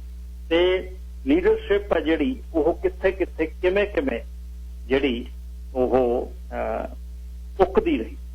ਉਹ ਕਿਉਂ ਨਾ ਸਿੱਧਾ ਆਪਣੇ ਜਿਵੇਂ ਬਾਕੀ ਕੌਮਾਂ ਉਸ ਸਰਬ ਸਾਂਝੇ ਭਾਰਤ ਦੇ ਵਿੱਚ ਜਿਹਦੇ 'ਚ ਹਲੇ ਨੇਸ਼ਨ ਸਟੇਟ ਦਾ ਕਨਸੈਪਟ ਸੋਚ ਰਹੇ ਨੇ ਗਾਂਧੀ ਹੋਣੀ, ਬਿਪਨ ਚੰਦ ਹੋਣੀ ਤੇ ਦੂਜੇ ਪਹਿਲੇ ਵੱਡੇ ਬੰਗਾਲੀ, ਵੀ ਇੱਧਰ ਨੂੰ ਜਾਣਾ। ਹੁਣ 11-12 ਸਦੀਆਂ ਤੋਂ ਬਾਅਦ ਮਸਾਂ ਸੂਤ ਆਇਆ, ਇਹਨਾਂ ਨੇ ਇੱਕ ਦਿਨ ਜਾਣਾ ਹੀ ਜਾਣਾ। ਇਹਨਾਂ ਦੇ ਜਾਣ ਤੋਂ ਬਾਅਦ ਅਸੀਂ ਇੱਕ ਜਗ੍ਹਾ ਤੇ ਪਰੋਣਾ ਹੈ ਦੇਸ਼, ਜਿਨ੍ਹਾਂ ਦਾ ਦਿਮਾਗ ਇਸ ਚੀਜ਼ ਤੇ ਕੰਮ ਕਰ ਰਿਹਾ। ਡਾਕਟਰ ਅੰਬੇਦਕਰ ਕਹਿੰਦਾ ਇਹ ਬਿਲਕੁਲ ਭੁਲੇਖਾ, ਇਹ 'ਚ ਕੁਛ ਨਹੀਂ, ਅਡੰਬਰ ਹੈ, ਇਹ ਕਹਾਣੀ ਨਹੀਂ ਹੈ। ਮੁਸਲਮਾਨਾਂ ਨੇ ਆਪਣੀ ਗੱਲ ਸਿੱਧੀ ਕਰ ਲਈ। ਉਹਨਾਂ ਨੇ ਆਪਣੀ ਮੁਸਲਿਮ ਲੀਗ ਦੀ ਕਾਨਫਰੰਸਾਂ 'ਚ ਉਹ ਕਹਿੰਦੇ ਆਹ 14 ਮੰਗਾਂ ਨੇ। ਜਦ ਇਹ 1929-30 ਦੀ ਗੱਲ ਹੈ, ਜਦ ਨੇੜੇ ਚਲੇ ਗਈ ਕਹਾਣੀ ਵੀ ਹੁਣ ਜਿੱਤਣਗੇ, ਹੁਣ ਜਾਂ ਛੱਡ ਕੇ ਜਾਣਗੇ। ਵਰਲਡ ਵਾਰ ਪਹਿਲੀ ਤੋਂ ਬਾਅਦ ਹੀ ਬੜਾ ਫਰਕ ਪੈ ਗਿਆ ਸੀ। ਦੂਜੀ ਨੇ ਜਗ੍ਹਾ ਬਣਾ ਦਿੱਤੀ, ਪਰ ਜਿਹੜੀਆਂ ਕੌਮਾਂ ਜਿਉਂਦੀਆਂ ਤੇ ਜਿਨ੍ਹਾਂ ਦੇ ਲੀਡਰ ਵਧੀਆ ਹੁੰਦੇ ਨੇ ਉਹ ਆਪਣੀਆਂ ਚੀਜ਼ਾਂ ਪਹਿਲਾਂ ਸਹੀ ਕਰ ਲੈਣ। ਲਓ ਜੀ, ਕੋਰਸਾਂ ਬਾਰੇ ਸੁਣੋ ਤੇ ਅਕੈਡਮੀ ਬਾਰੇ ਸੁਣੋ ਤੇ ਮੁੜ ਕੇ ਆਉਣਾ।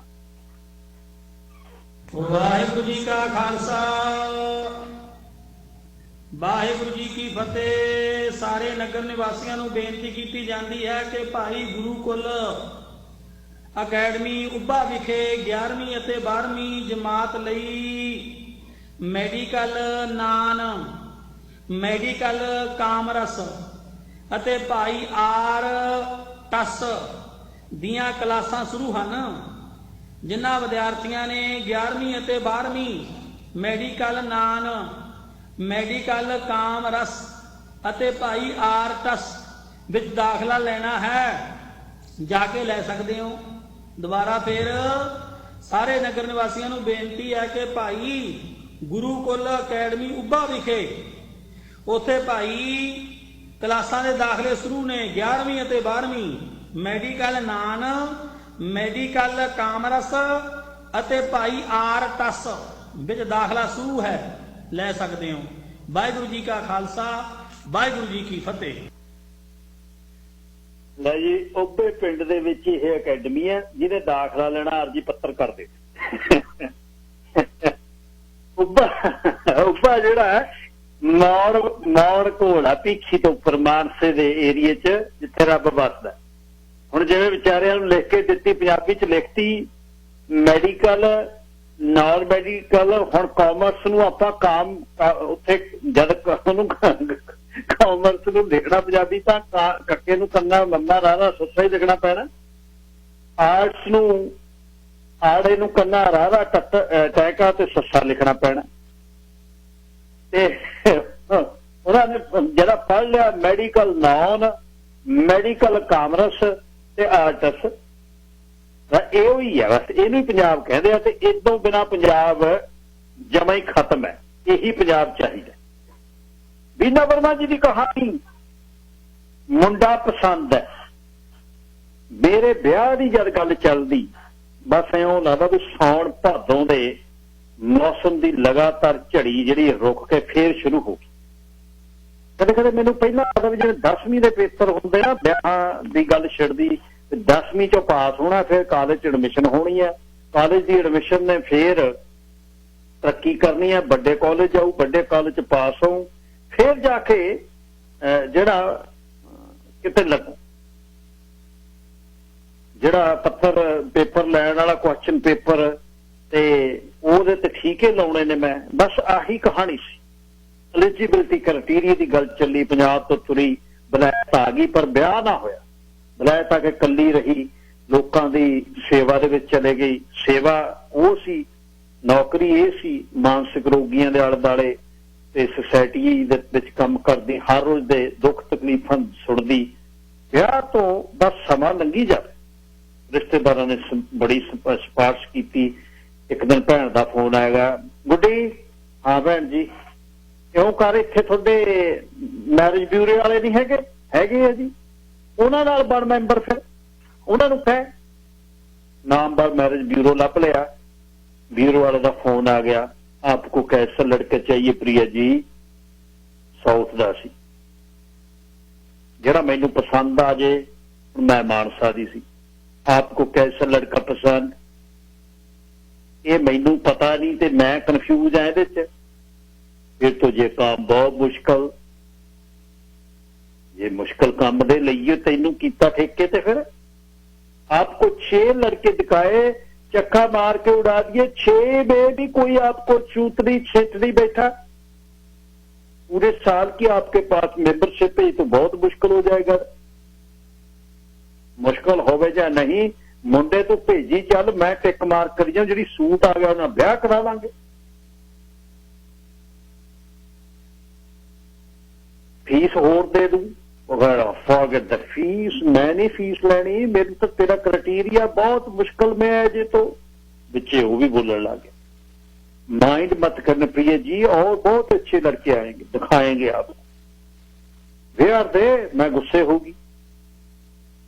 मैं तो ब्याह कराने भजी फिर के, तू मुंडा नहीं लभ के दिंदा मैनू वे। मैं अपनी मलवई पूरी लाइन च आ गई। गिव मी सम टाइम, मैं ढूंढ के देगा आपको, खैरा छड़ा दे। Okay, take your time, but please don't arrange any further meeting without my permission. मैं उन्होंने कहा 6 दिखाए, वो तो नखिद्ध ने, कोई बिंगा है, कोई टेढ़ा है, कोई नशई है, कोई सिगरटा नाल मूंह काले ने, कहते दंद काले ने, कोई डिवोर्स किया है, कोई बंदा ही नहीं लगता है। मैंने चाहते बंदा मूहरे खड़ा होवे, बंदा होवे बंदे वर्गा। कुछ खिते च पली देखदी आले दुआले चाचे ताया नूं, पिंड दियां नूं, गाडर मुंडियां दे दिमाग, वो मेरे दिमाग च बहदी। पर भज नठ ने बहुत अगे जिंदगी पाती, बलैत दी पता ना लगे। सहेलियां ने बहुत बार कहा तू इउं कर, एक बहुत नेड़े दी सी लड़की, तू ऐ कर इंडिया तो लिया मुंडा जाके, इंडिया तो मतलब पंजाब तो, अच्छा एक पिछे खड़ी कर, इंडियन मुंडे आके इत्थे सैट नहीं होंदे, सैट होना बहुत हार्ड है, उन्हें चिर होया सी आई नहीं, रिश्ता तो मैं करा दिया एक पिंडा दी कहली, ਇਹਦਾ ਵਿਗੜੀ ਵੀ ਦਾ ਇਹ ਨਹੀਂ ਪਤਾ ਵੀ ਇਹ ਤਾਂ ਨੰਦਾ ਤੋਂ ਕਾਦ ਉੱਠ ਖੜੇ, ਇਹ ਤਾਂ ਮੁੱਕਰ ਜੇ, ਇਹਦਾ ਸੁਭਾਅ ਮੈਨੂੰ ਕਰੂਰਾ ਪਤਾ, ਕਾਲਜ ਨਾਲ ਦੀ ਪੜ੍ਹਦੀਆਂ ਮੇਰੇ, ਚੱਲ ਵਿਆਹ ਚ ਕੀ ਪਿਆ, ਆਪਣੀ ਨੀਂਦ ਸੌਂਦੀਆਂ ਉੱਠਦੀਆਂ, ਰੱਸਾ ਗਲ ਚ ਨਹੀਂ ਪਾਉਂਦੀਆਂ, ਦੇਖ ਲੈ ਸਾਡਾ ਹਾਲ। ਇੱਕ ਬਹੁਤ ਸਹੇਲੀ ਵਿਆਹ ਤੇ ਅੱਕੀ ਹੋਈ ਸੀ, ਅੱਧੀ ਅੱਧੀ ਰਾਤ ਤੱਤੀਆਂ ਠੰਡੀਆਂ ਕਰਕੇ ਖਣਾਉਣੀਆਂ, 1 ਵਜੇ ਡਿੱਗਦਾ ਘਰੇ ਆ, ਕਿੱਥੋਂ ਆਉਂਦਾ ਕੰਮ ਤੋਂ, ਹੋਰ ਕਿੱਥੋਂ, ਅੱਛਾ 1 ਵਜੇ ਕੰਮ ਤੋਂ ਆਏ ਨੂੰ ਰੋਟੀ ਵੀ ਪਲਾਉਣੀ ਔਖੀ ਲੱਗਦੀ ਤੈਨੂੰ, ਤਾਂ ਹੀ ਕਹਿੰਦੀਆਂ ਰਹਿਣ ਦੇ ਇਹ ਜਿਹਨੂੰ, ਮੌਜਾਂ ਕਰਦੀਆਂ ਉੱਠਦੀਆਂ ਪਾ ਕੇ ਨਾਈਟੀ ਜੀ, ਕਦੇ ਖੱਬੇ ਨੂੰ ਤੁਰ ਜਾਂਦੇ, ਸੱਜੇ ਨੂੰ ਗਲ ਚ ਪਾਉਣੀਆਂ, ਪਰਸ ਟੁਰ ਕਰਕੇ ਐ ਨੂੰ, ਟੁਰ ਕਰਕੇ ਐ ਨੂੰ, ਕਿਸੇ ਪੁੱਛਣਾ ਨਹੀਂ, ਇੱਥੇ ਘਰ ਵਾਲਾ ਮੂਹਰੇ ਡੈਰੀ ਲਈ ਬੈਠਾ ਹੁੰਦਾ, ਕਿੱਥੇ ਨੂੰ ਚੱਲੀਆਂ, ਐ ਫੋਨ ਆਉਂਦਾ, ਰਹਿਣ ਦੇ। ਪਰ ਪਤਾ ਨਾ ਮੈਨੂੰ ਲੱਗੇ ਹੁਣ ਮੇਰੇ ਮਨ ਚ ਆਉਣ ਲੱਗ ਗਿਆ ਵੀ ਮੇਰੀ ਉਹ ਕੱਲੀ ਦੀ ਸਮੱਸਿਆ ਹੈ, ਮੇਰੇ ਦੁੱਖ ਚ ਸਾਰੇ ਆਲੇ ਦੁਆਲੇ ਦੇ ਦੁਖੀ, ਟੱਬਰ ਟੀਹਰ, ਤਰਫ ਚ ਸ਼ਰੀਕ, ਤਪਸ ਦਾ ਸੇਕ, ਉਹਨਾਂ ਨੂੰ ਵਿਆਹ ਮੈਂ ਕਰਾਉਣਾ ਔਖਾ, ਕਈ ਮੁੰਡਿਆਂ ਨੂੰ ਮੈਂ ਪਸੰਦ ਨਾ ਆਉਂਦੀ, ਕਈ ਮੈਨੂੰ ਨਾ ਜੱਜਦੇ, ਤੇ ਕਈਆਂ ਦੇ ਘਰ ਦੇ ਘੂਰੀਆਂ ਵੱਢਦੇ, ਕਈਆਂ ਦੀਆਂ ਸੱਸਾਂ ਕਹਿੰਦੀਆਂ ਇਹ ਕਿੱਥੇ ਰੱਖਣ ਵਾਲੀ ਆ, ਇਹ ਤਾਂ ਵਿਗੜੀ ਹੋਈ, ਦੇਖ ਤੇ ਕਿਵੇਂ ਝਾਕਦੀ ਹੈ, ਚੁੰਨੀ ਗਲ ਚ ਨਹੀਂ ਹੈ, ਚੁੰਨੀ ਤੋਂ ਬਿਨਾਂ ਇਹਨੇ ਮੈਨੂੰ ਮੱਥਾ ਟੇਕਤਾ। ਇਸ ਕੀ ਜਿਹੜਾ ਰਿਸ਼ਤਾ ਆਇਆ, ਰਿਸ਼ਤਾ ਦੂਰੋਂ ਆਇਆ, ਮੈਨੂੰ ਕਿਸੇ ਨੇ ਦੱਸਿਆ ਬਈ shaadi.com ਤੇ ਪਾ ਦੇ, ਮੈਂ shaadi.com ਤੇ ਪਾਤਾ, ਕੈਨੇਡਾ ਤੋਂ, ਟੋਰਾਂਟੋ ਤੋਂ ਇੱਕ ਰਿਸ਼ਤਾ ਆ ਗਿਆ। ਰਿਸ਼ਤਾ ਕਾਹਦਾ ਹੈ, ਮੈਰਿਜ ਬਿਊਰੋ ਵਾਲੇ ਨੇ ਫੋਨ ਕੀਤਾ, ਸਤਿ ਸ੍ਰੀ ਅਕਾਲ ਜੀ, ਸਤਿ ਸ੍ਰੀ ਅਕਾਲ, ਮੁੰਡਾ ਲੱਭਦੇ ਪਏ ਹੋ? ਮੈਂ ਹਾਂਜੀ ਮੁੰਡਾ ਹੀ ਲੱਭਦੇ ਆ ਜੀ ਵਿਆਹ ਲਈ, ਮੁੰਡਾ ਬਹੁਤ ਵਧੀਆ ਹੈ, ਬਿਲਕੁਲ ਤੁਹਾਡੇ ਵਰਗਾ, ਹਮ ਉਮਰ, ਸੋਨਾ ਸੁਨੱਖਾ ਤੇ ਬਹੁਤ ਤਕੜੇ ਗਰਦਾ ਮੁੰਡਾ ਹੈ। ਵਿਚੋਲੇ ਨੇ ਜਦ ਕਿਹਾ ਮੈਂ ਸਮਝ ਗਿਆ ਵੀ ਬਿਜ਼ਨਸ ਦੀ ਮਿੰਟੀ ਆਣਾ, ਤਕੜੇ ਘਰ ਨੂੰ ਹੀ ਆਪਾਂ ਕਿਹੜਾ ਬੰਬ ਸਿੱਟਣਾ, ਨਹੀਂ ਤੁਸੀਂ ਮਜ਼ਾਕ ਨਾ ਕਰੋ, ਮੈਂ ਸੀਰੀਅਸ ਬੋਲ ਰਿਹਾ, ਮੇਰਾ ਮਤਲਬ ਬਹੁਤ ਚੰਗੇ ਜਾਂ ਵੱਡੇ ਜ਼ਿਮੀਂਦਾਰ ਨੇ, ਪਿੱਛੋਂ ਕਹਿੰਦੇ ਕੌਂਦੇ ਕਰਦੇ, ਮੰਨੇ ਪਰਮਨੇ ਖਾਨਦਾਨੀ ਬੰਦੇ, ਲੱਲੂ ਪੰਜੂ ਨਹੀਂ ਹੈਗੇ, ਮੇਰੀ ਗੱਲ ਮੰਨੋ, ਆਪਸ ਵਿੱਚ ਇੱਕ ਦੂਜੇ ਵੱਲ ਮਿਲ ਲਓ, ਠੀਕ ਹੈ ਤੁਹਾਡਾ ਕਿਹਾ ਸਿਰ ਮੱਥੇ, ਤੁਸੀਂ ਕਹੋ ਮੁੰਡੇ ਨੂੰ ਮੈਨੂੰ ਫੋਨ ਕਰ ਲੈ, ਨਹੀਂ ਤੁਸੀਂ ਪਹਿਲਾਂ ਉਸ ਨੂੰ ਫੋਨ ਕਰੋ, ਕਿਉਂ ਮੁੰਡਾ ਅਸਲ ਚ ਹਾਲੇ ਸੰਗਦਾ ਥੋੜਾ ਜਿਹਾ, ਜਿਹੜਾ ਹੁਣ ਸੰਗਦਾ ਗਾਹਾਂ ਕਿਹੜਾ ਭੰਗੀਆਂ ਦੀ ਤੋਪ ਚਲਾਊ, ਬਾਹਰ ਤੋਪ ਛੱਡੋ ਰਾਕਟ ਵੀ ਚਲਾਵੇਗਾ, ਤੁਸੀਂ ਇੱਕ ਵਾਰ ਫੋਨ ਕਰ ਲਓ। ਕਮਾਲ ਹੈ, ਰਾਕਟ ਚਲਾਉਣ ਵਾਲਾ ਸਾਨੂੰ ਤਾਂ ਹਜੇ ਤੱਕ ਨਹੀਂ ਮਿਲਿਆ, ਆਸੇ ਛੱਡਦੇ ਤੇ ਵੀ ਰਾਕਟ ਵਾਲੇ ਹੈ ਹੀ ਨਹੀਂ ਇੱਥੇ, ਡਾਰੇ ਪੈਦਾ ਹੋ ਗਿਆ ਸੀ ਕਿਤੇ ਰਾਕਟ ਧਰਤੀ ਤੇ ਪੈ ਹੀ ਨਾ ਰਹਿ ਜਾਣ, ਲੋਕਾਂ ਦੇ ਰਾਕਟ ਚਲਾਉਂਦੇ ਮੈਂ ਤਾਂ ਥੱਕ ਗਏ, ਤੇ ਹੁਣ ਐ ਹੁੰਦਾ ਵੀ ਕੋਈ ਰਾਕਟ ਚਲਾਵੇ ਤਾਂ ਸਹੀ। ਮੈਂ ਸੋਚ ਕੇ, ਕੀ ਸੋਚ ਰਹੇ ਹੋ? ਵਿਚੋਲੇ ਨੇ ਲੰਮੀ ਤਰ, ਮੁੰਡਾ ਕਿੱਥੋਂ ਦਾ ਹੈ? ਮੈਂ ਕਿਸੇ ਕੇਸ ਵਾਂਗ ਫਾਈਲ ਦੀ ਬੈਕਗਰਾਉਂਡ ਪੁੱਛੀ, ਫਸਟ ਹੈਂਡ ਇਨਫੋਰਮੇਸ਼ਨ। ਹੁਣ ਮੈਂ ਵੀ ਮਨੋਵਿਗਿਆਨੀ ਸੀ, ਮੇਰਾ ਸਿਆਪਾ ਇਹ ਸੀ, ਮੈਂ ਹਰ ਇੱਕ ਗੱਲ ਦੀ ਦਾਲ ਦੀ ਖੱਲ ਲਾਉਂਦੀ, ਇਸਤਰੀਆਂ ਦੀਆਂ ਮੁਸ਼ਕਲਾਂ ਜਿਹੜੀਆਂ ਮੇਰੇ ਕੋਲ ਆਉਂਦੀਆਂ, ਉਹ ਇਸਤਰੀਆਂ ਦੀ ਮੁਸ਼ਕਲਾਂ ਤੋਂ ਮੈਨੂੰ ਮੁਸ਼ਕਲਾਂ ਦਿਖਦੀਆਂ, ਆਹੀ ਵਿਆਹ ਨਹੀਂ ਸੀ ਹੁੰਦਾ, ਤੇ ਜਿਹੜੇ ਇਹਨਾਂ ਨੂੰ ਵਿਆਹੇ ਹੋਏ ਨੇ ਇਹ ਜੀ ਮੈਨੂੰ ਲੱਭੂ ਕੋਈ। ਕੈਨੇਡਾ ਚ ਟੋਰਾਂਟੋ ਪਿੱਛੋਂ ਵੱਡਾ ਪਿੰਡ ਹੈ ਟੋਬਿਆਂ ਵਾਲੀ, ਮਾਨਸੇ ਦੇਖੋ, ਅੱਛਾ ਬੱਲੇ ਸਾਡੇ ਪਿੰਡਾਂ ਫਿਰ ਤਾਂ ਕਮਾਲ ਹੋ ਗਈ, ਟੋਰਾਂਟੋ ਵੀ ਸਾਡੇ ਪਿੰਡ ਦਾ 17-18 ਸਾਲ ਦਾ ਸੀ ਜਦ ਘਰੋਂ ਨਿਕਲਿਆ, ਇੱਧਰ ਆ ਕੇ ਕਿਸੇ ਫਰੈਂਚ ਕੁੜੀ ਨਾਲ ਵਿਆਹ ਹੋ ਗਿਆ, 23 ਸਾਲ ਇਕੱਠੇ ਰਹੇ, ਫਿਰ ਅੱਡ ਹੋ ਗਏ, 2 ਮੰਗਣੇ ਤੇ 3 ਵਾਰ ਇਸ਼ਕ ਟੁੱਟ ਚੁੱਕਾ, ਤੇ ਹੁਣ ਦਿਲ ਢਾਈ ਕਰਦਾ। ਬਸ ਮੈਂ ਉਹਨੂੰ ਸਮਝਾਇਆ ਗੋਰੀਆਂ ਦਾ ਖੜਾ ਛੱਡ, ਕੋਈ ਪਿੰਡਾਂ ਦੀ ਕੁੜੀ ਲੱਭ। ਅੱਛਾ ਫਰੈਂਚ ਕੁੜੀ ਨਾਲ ਫਿਰ ਕਿਵੇਂ ਹੋਇਆ? ਰਿਫਿਊਜੀ ਆਇਆ ਹੂੰ ਮੌਂਟਰੀਅਲ, ਤੁਹਾਨੂੰ ਕਿਵੇਂ ਮੌਂਟਰੀਅਲ ਦਾ ਪਤਾ ਹੈ? ਇੱਥੇ ਬੈਠਿਆਂ ਨੂੰ ਲੰਡਨ ਸਭ ਪਤਾ ਹੈ, ਖਬਰਾਂ ਛਾਪਦੀਆਂ, ਪੰਜਾਬ ਤਾਂ ਇੱਕੋ ਹੀ ਹੈ। ਹਾਂ ਉਹੀ ਹੋਏ, ਪਰ ਕੰਪਲੈਕਸ ਕੇਸ ਹੈ ਬਹੁਤ। ਤੁਹਾਡਾ ਨਾਮ ਕੀ ਹੈ? ਮੇਰਾ ਨਾਮ ਹਰਦਰਸ਼ਨ ਸਿੰਘ ਹੈ। ਹਰਦਰਸ਼ਨ ਜੀ ਕੰਮ ਤੇ ਮਜ਼ਾ ਆਏਗਾ, ਕੇਸ ਬੜਾ ਅੱਛਾ ਹੈ, ਜਿਵੇਂ ਮਰਜ਼ੀ ਕਰੋ, ਮੈਂ ਤਾਂ ਸਿਰਫ ਗਾਰੰਟੀ ਦੇ ਸਕਦਾ ਵੀ ਮੁੰਡਾ ਖੁਸ਼ ਰੱਖੋ, ਮੁੰਡਾ ਵਧੀਆ ਹੈ, ਪ੍ਰੋਫੈਸ਼ਨਲ ਹੈ, ਚੰਗੀ ਬੈਕਗ੍ਰਾਉਂਡ ਹੈ, ਬਦਕਿਸਮਤੀ ਹੈ, ਪੱਛਮੀ ਦਲਦਲ ਦੇ ਵਿੱਚ ਫਸ ਗਿਆ। ਬਸ ਚੰਗੀ ਬੀਬੀ ਹੋਵੇਗੀ ਨਾ ਤੁਹਾਡੇ ਵਰਗੀ, ਦਲਦਲ ਦੇ ਵਿੱਚ ਮੁੜ ਖਿੱਚ ਕੇ ਬਾਹਰ ਕੱਢ। ਬਸ ਮੁੰਡਾ ਹੀਰਾ ਹੋਵੇ ਖੀਰਾ, ਦਲਦਲ 'ਚ ਫਸੇ ਦੋਨੇ ਬਰਾਬਰ ਰਹੇ, ਉੱਥੋਂ ਨਿਕਲਣਾ ਔਖਾ ਹੈ।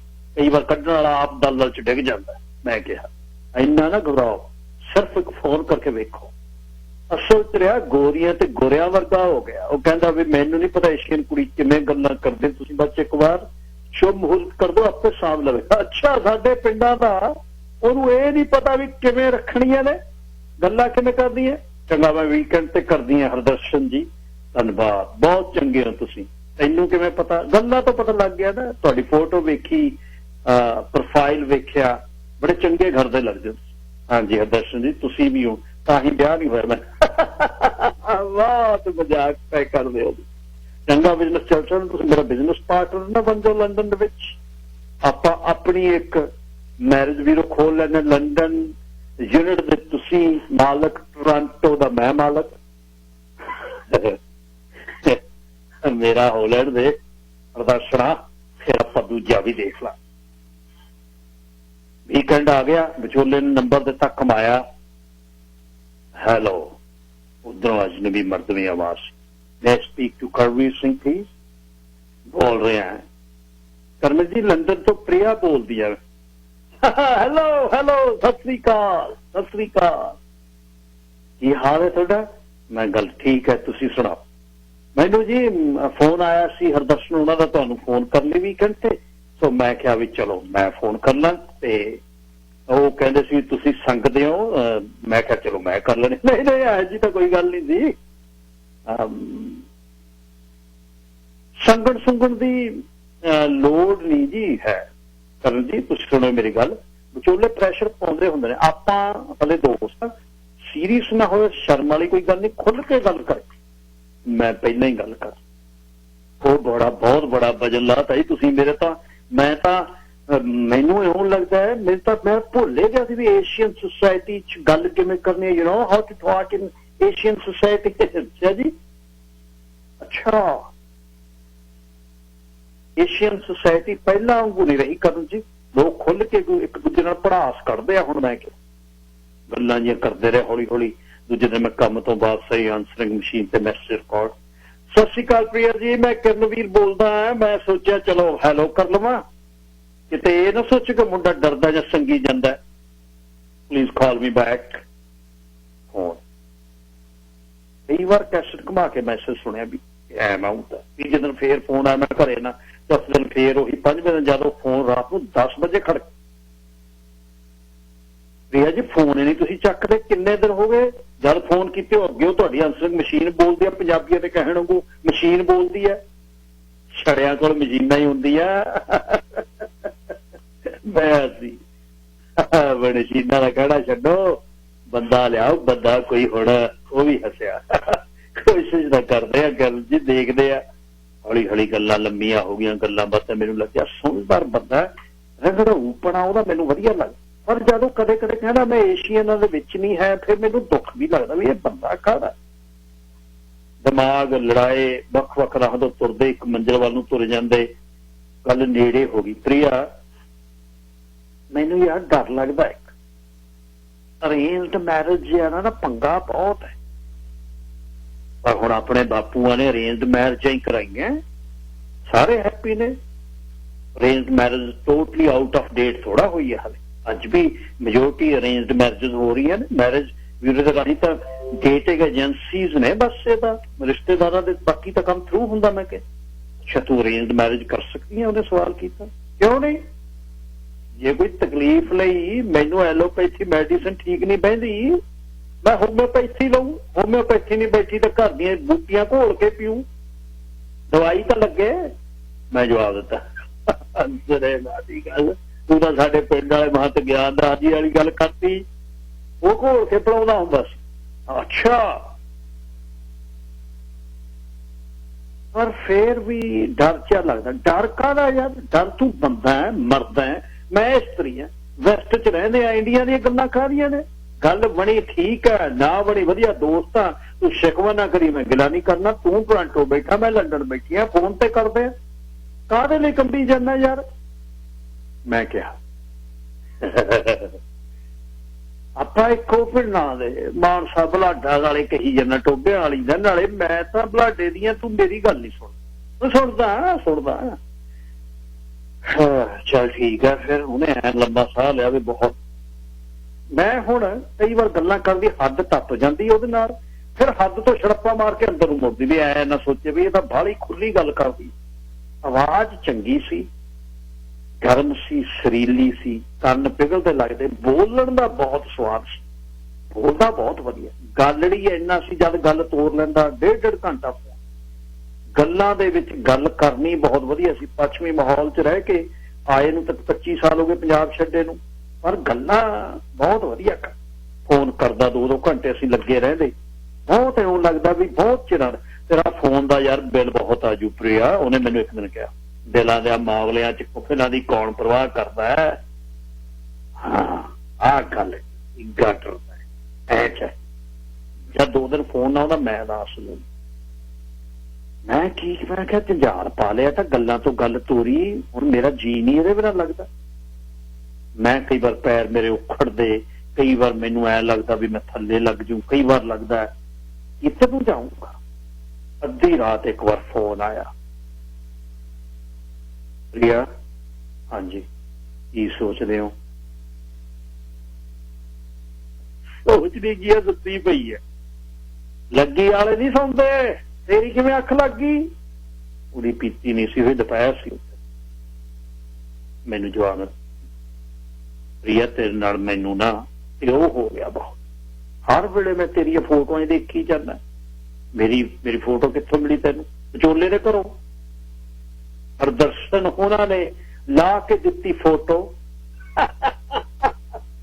ਜਿੱਦਣ ਮੇਰੇ ਨਾਲ ਹਰਦਰਸ਼ਨ ਨੇ ਗੱਲ ਕੀਤੀ, ਮੈਂ ਵੀ ਆਈ, ਉਹਦੀਆਂ 3 ਦਿਨ ਰੀਜ਼ਾਂ ਲਾਈ ਗਈ ਵਿੱਚੋਂ। ਤੇ ਹੈਗੇ ਆਪਣੇ 'ਚ ਸਤਰੰਗੀ 50 ਵਾਲੇ ਦੇ। ਆਹੋ, ਬਿਜਨਸ ਇਹਨਾਂ ਨੂੰ ਹੀ ਕਰਨਾ ਆਉਂਦਾ, ਪਰ ਆਪਾਂ ਨੂੰ ਨਹੀਂ ਆਉਂਦਾ। ਇਹ ਵੀ ਠੀਕ ਹੈਗਾ, ਪਰ ਮੈਂ ਤਾਂ ਤੈਨੂੰ ਹਾਲੇ ਦੇਖਿਆ ਨਹੀਂ।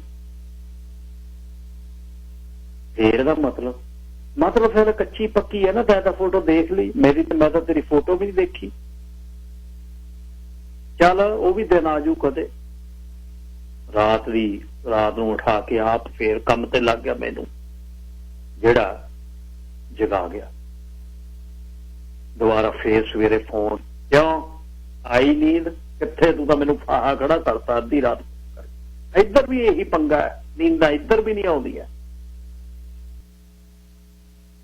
ਇੱਥੋਂ ਪੰਗਾ ਲੈ ਲਿਆ, ਮੈਂ ਪਛਤਾਵਾ। ਦੇਖ ਲੈ, ਹਾਲੇ ਵੀ ਛੱਡ ਜਾ, ਭੱਜਣਾ ਭੱਜ ਲੈ, ਫੇਰ ਨਾ ਕਹੀ। ਕਾਇਮ ਹੋਇਆ ਖੜਾ ਸੀ। ਭੱਜਣ ਵਾਲਿਆਂ ਚੋਂ ਨਹੀਂ ਅਸੀਂ, ਭਜਾਉਣ ਵਾਲਿਆਂ ਚੋਂ ਹੈ।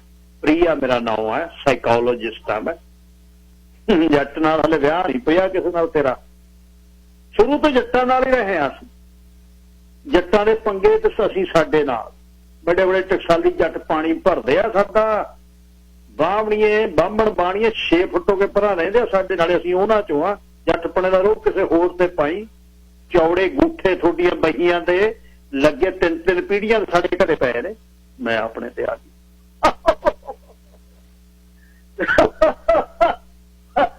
ਬਿਜਲੀ ਗੱਲ ਕਰ ਗਈ। ਬੱਲੇ ਬੱਲੇ, ਮੈਂ ਵੀ ਗੂਠਾ ਬਾਪੂ ਦੇ ਲਾਇਆ ਸੀ 25 ਸਾਲ ਪਹਿਲਾਂ। ਡੌਂਕੀ ਲਾਈ ਗਰੀਸ ਦੇ ਰਾਹੀਂ। ਇਹਦੇ ਤੁਹਾਡੇ ਬਾਪੂ ਤੋਂ ਤਾਂ ਨਹੀਂ ਲੈ ਕੇ ਗਿਆ? ਪੁੱਛੂਗਾ। ਹੋਰ ਫਿਰ ਮੈਂ ਕੀ ਕਰਾਂ? ਮੈਂ ਇੱਕ ਹੋਰ ਪਤਾ ਕੀ ਕਰ, ਥੋੜੀ ਜਿਹੀ ਆਸ਼ਕੀ ਸਿੱਖ ਲਾ ਤੂੰ। ਇਕੱਲੀ ਜ਼ਮੀਨ ਜਾਇਦਾਦ ਨਾਲ ਨਹੀਂ ਸਰਨਾ। ਜ਼ਿਆਦਾ ਇਹਨਾਂ ਕਿਹਾ ਫੇਰ ਉੱਚੀ ਅਜ਼ਲਾਂ ਜਿਹੜਾ ਵੀ ਕਹੇਗਾ ਸਿੱਖਾਂਗੇ। ਨਾਰਾਜ਼ ਨਾ ਹੋ, ਛੇਤੀ ਹਥਿਆਰ ਸੁੱਟ ਕੇ। ਠੀਕ ਹੈ, ਫਿਰ ਮਾੜੀ ਮੋਟੀ ਇਸ਼ਕ ਮੁਸ਼ਕ ਦੀ ਵੀ ਗੱਲ ਚੱਲੇ। ਰਿਸ਼ਤੇ 'ਚ ਖੁਸ਼ਕੀ ਜੀ ਤੂੰ ਤਾਂ ਕਰੀ ਜਾਣਾ। ਤੂੰ ਤਾਂ ਲੱਗਿਆ ਹੋਇਆ ਜਿਵੇਂ ਪੜਾਉਣ ਲੱਗਿਆ। ਮੈਨੂੰ 3 ਮਹੀਨੇ ਹੋ ਗਏ, ਕੋਈ ਗੱਲੇ ਨਹੀਂ ਕਰਦਾ। ਹੁਕਮ ਕਰ, ਜਾਨ ਹਾਜ਼ਰ ਹੈ।